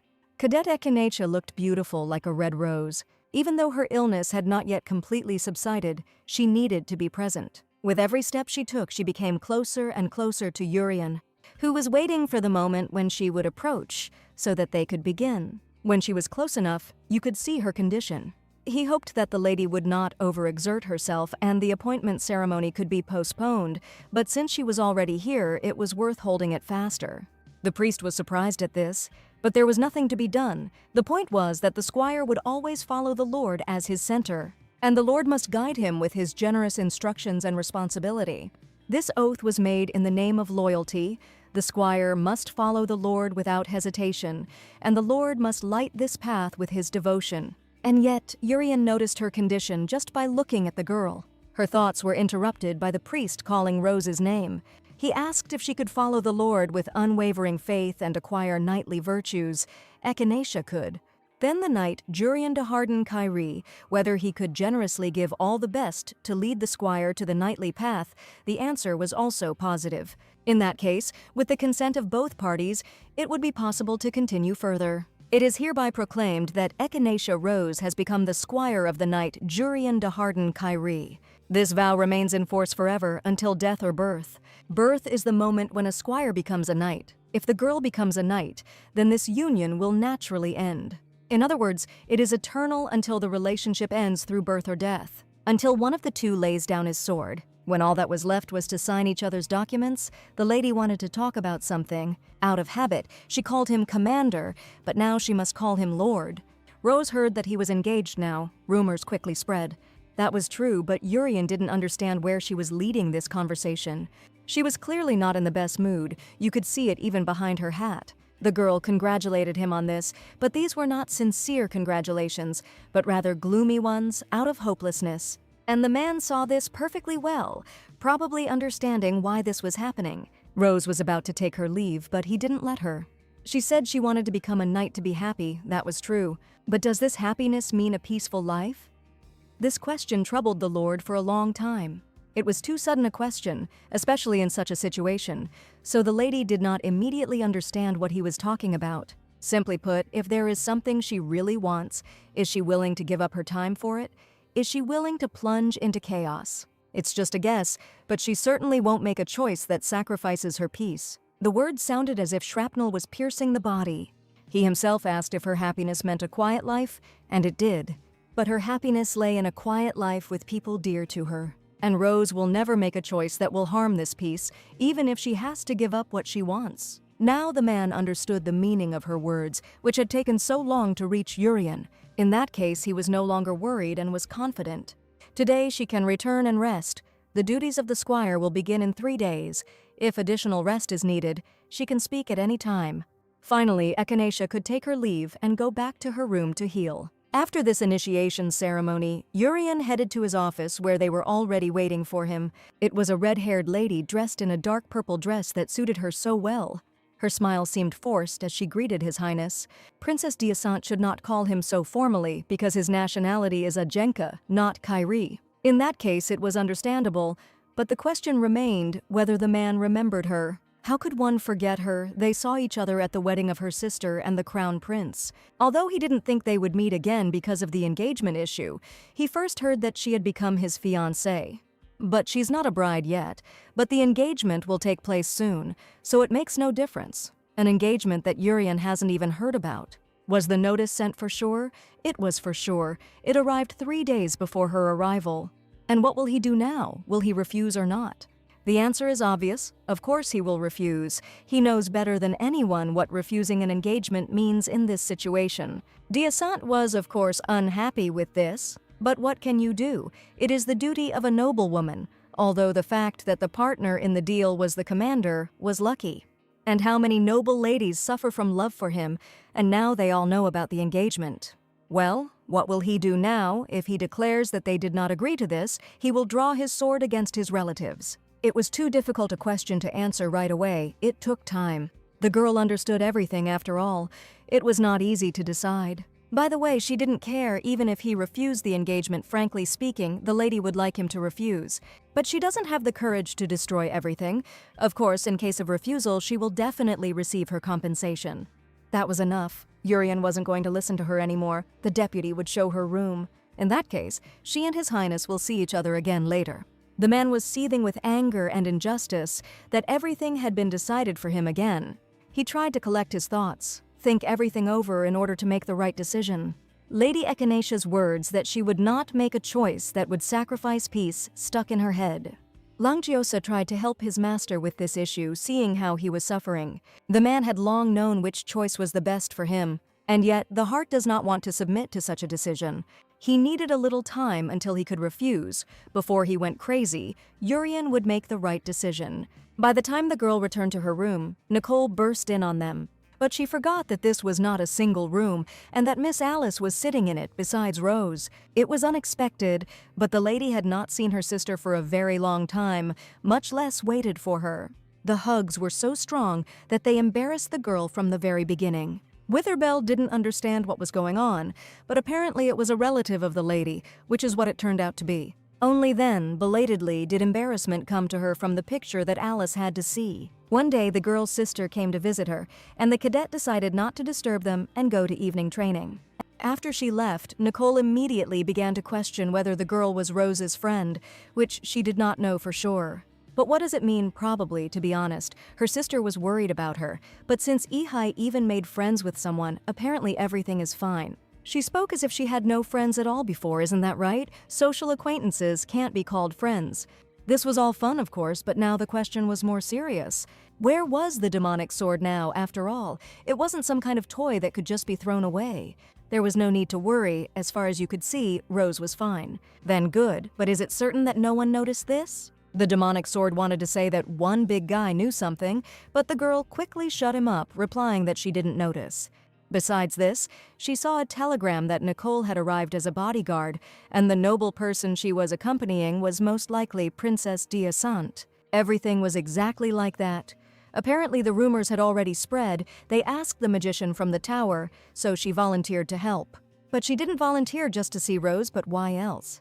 The lady had to wait a little to answer this question. Sister should have cast one of her spells just to be safe. She spoke in an unknown language, creating a bright blue sphere with her hands. This spell was serious and very important for the further conversation. A magic circle began to appear around the table where they were sitting and drinking tea, and a barrier was placed over it. It was impossible to take your eyes off it. It looked too beautiful. Nicole cast a spell to prevent any sound from leaking out. Once the barrier was created, a conversation could begin that was worth listening to very carefully. The sister told me what she was able to find out by tracking the origin of the demonic sword. Besides, has Echinacea heard about the engagement of Commander Urian and Princess Deasant? This engagement must take place, no matter what happens. It would be safer for the Earl's House of Rose, for there were those who were ready to kill the princess just to prevent this engagement. That's why she volunteered to be a security guard. The girl didn't have to worry. Now she would explain everything in order.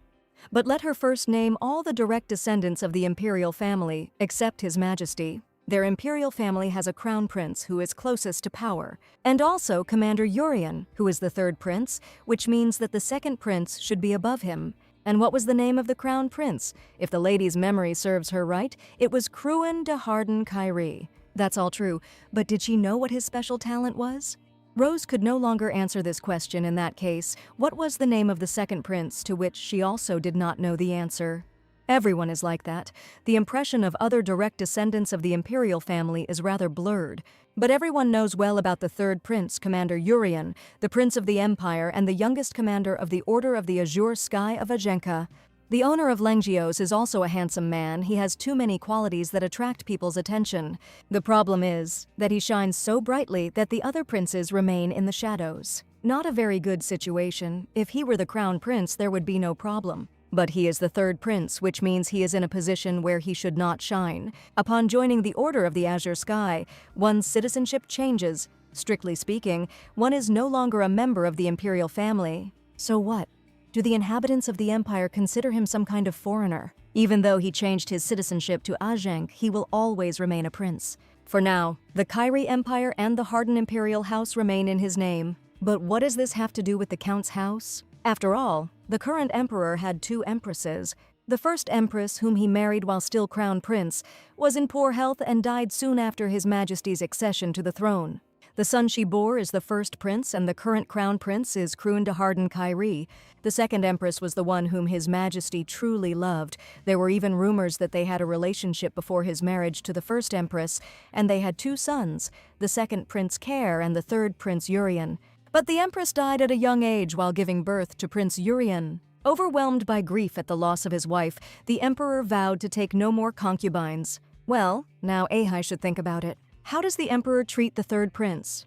The beloved empress died giving birth to this child, and His Majesty no longer needed sons. Of course, Nicole didn't know all the details of palace affairs, but she knew for sure that His Majesty did not like Commander Urian, and most likely even hated him. How is this possible? He is the son of his beloved wife. This was precisely the irony and the problem. A child who was born at the cost of the life of the most precious woman. It was a very cruel story, with not the best continuation. In any case, the current situation of succession to the throne is quite complicated. There is a fierce struggle for the throne. First of all, His Highness the Crown Prince. He is the eldest son, so he has all the grounds, plus both his mother and wife are from influential families. No weak points. But most of all, His Majesty the Emperor favors the second prince, the son of the second empress. In terms of influence, the crown prince is ahead, but His Majesty openly supports the second prince. Because of this, their forces eventually became equal, and they eventually had to rely on popular support. But in fact, the prince praised by the people of the empire was Commander Urian. That's right, from the prince's point of view, Commander Urian is a common enemy. In her past life, Rose was completely unaware of these behind-the-scenes affairs and who ultimately became emperor before her return. It was obvious that Commander Urian was in a difficult situation. It would be better if he remained an invisible prince. Too much talent often becomes a curse. So, the commander chose Ajenka because he didn't want to get involved in the fight. That's not true. They say that the commander was too outstanding from childhood. No matter what he studied, the other princes could not keep up with him at all. Then, His Majesty the Emperor, dissatisfied with Urian, sent him, as if into exile, to Ajenka. This means that he did not go there of his own free will. Outwardly, it looked like a voluntary decision. But it is impossible to kill or exile an innocent prince, so under the pretext of his outstanding talent for fencing, he was banished to Ajenka. And as a result, he became the master and owner of the Geos. They wanted to hide it out of sight, but he grew up simply dazzling. And the emperor and the other princes are probably now beside themselves after this. Echinacha didn't know about this at all, because she remembers a completely different Urian. He was always a noble and shining man, even if there was misfortune in his life. She thought the only thing was that he got involved with the lady who was the demon of the cursed sword. That was it. The background was over. Now it was time to move on to the main point. Why the demonic sword was heading towards the Rose Count's house was what they needed to figure out now. And unfortunately, the criminal has not yet been found. No one can be named for sure. Besides, even if they figure it out, it's not an opponent they can handle. If the imperial family was behind all these atrocities, unfortunately, this was the case and nothing could be done about it. But there are three main candidates, such as His Majesty the Emperor. Also, the forces of the second prince and the forces of the crown prince, perhaps even all three, were acting in concert. The demon sword incident was a plot against Commander Urian from the very beginning. Rose found herself caught in the middle of it, but more details were needed. Of course, Nicole didn't know how the Imperial family got their hands on the demon sword, but they definitely wanted to put on a show by sacrificing Rose. If a victim possessed by a cursed sword were to emerge from Rose's house, the puppeteers who knew about it in advance would step in and deal with the situation. Saying that the owner of the Gyoza was nonsense to them was because they could have dealt with the demonic sword that the Azure Sky Knights had missed. This is how they wanted to show themselves, without knowing who exactly they wanted to elevate with this performance. From this monstrous story, only hatred flowed through Echinaceia's veins. After all, because of some political games, their house was used as a sacrifice. But why exactly them is a question that everyone who hears will ask. Because Rose's house was comfortable and suitable for the whole performance.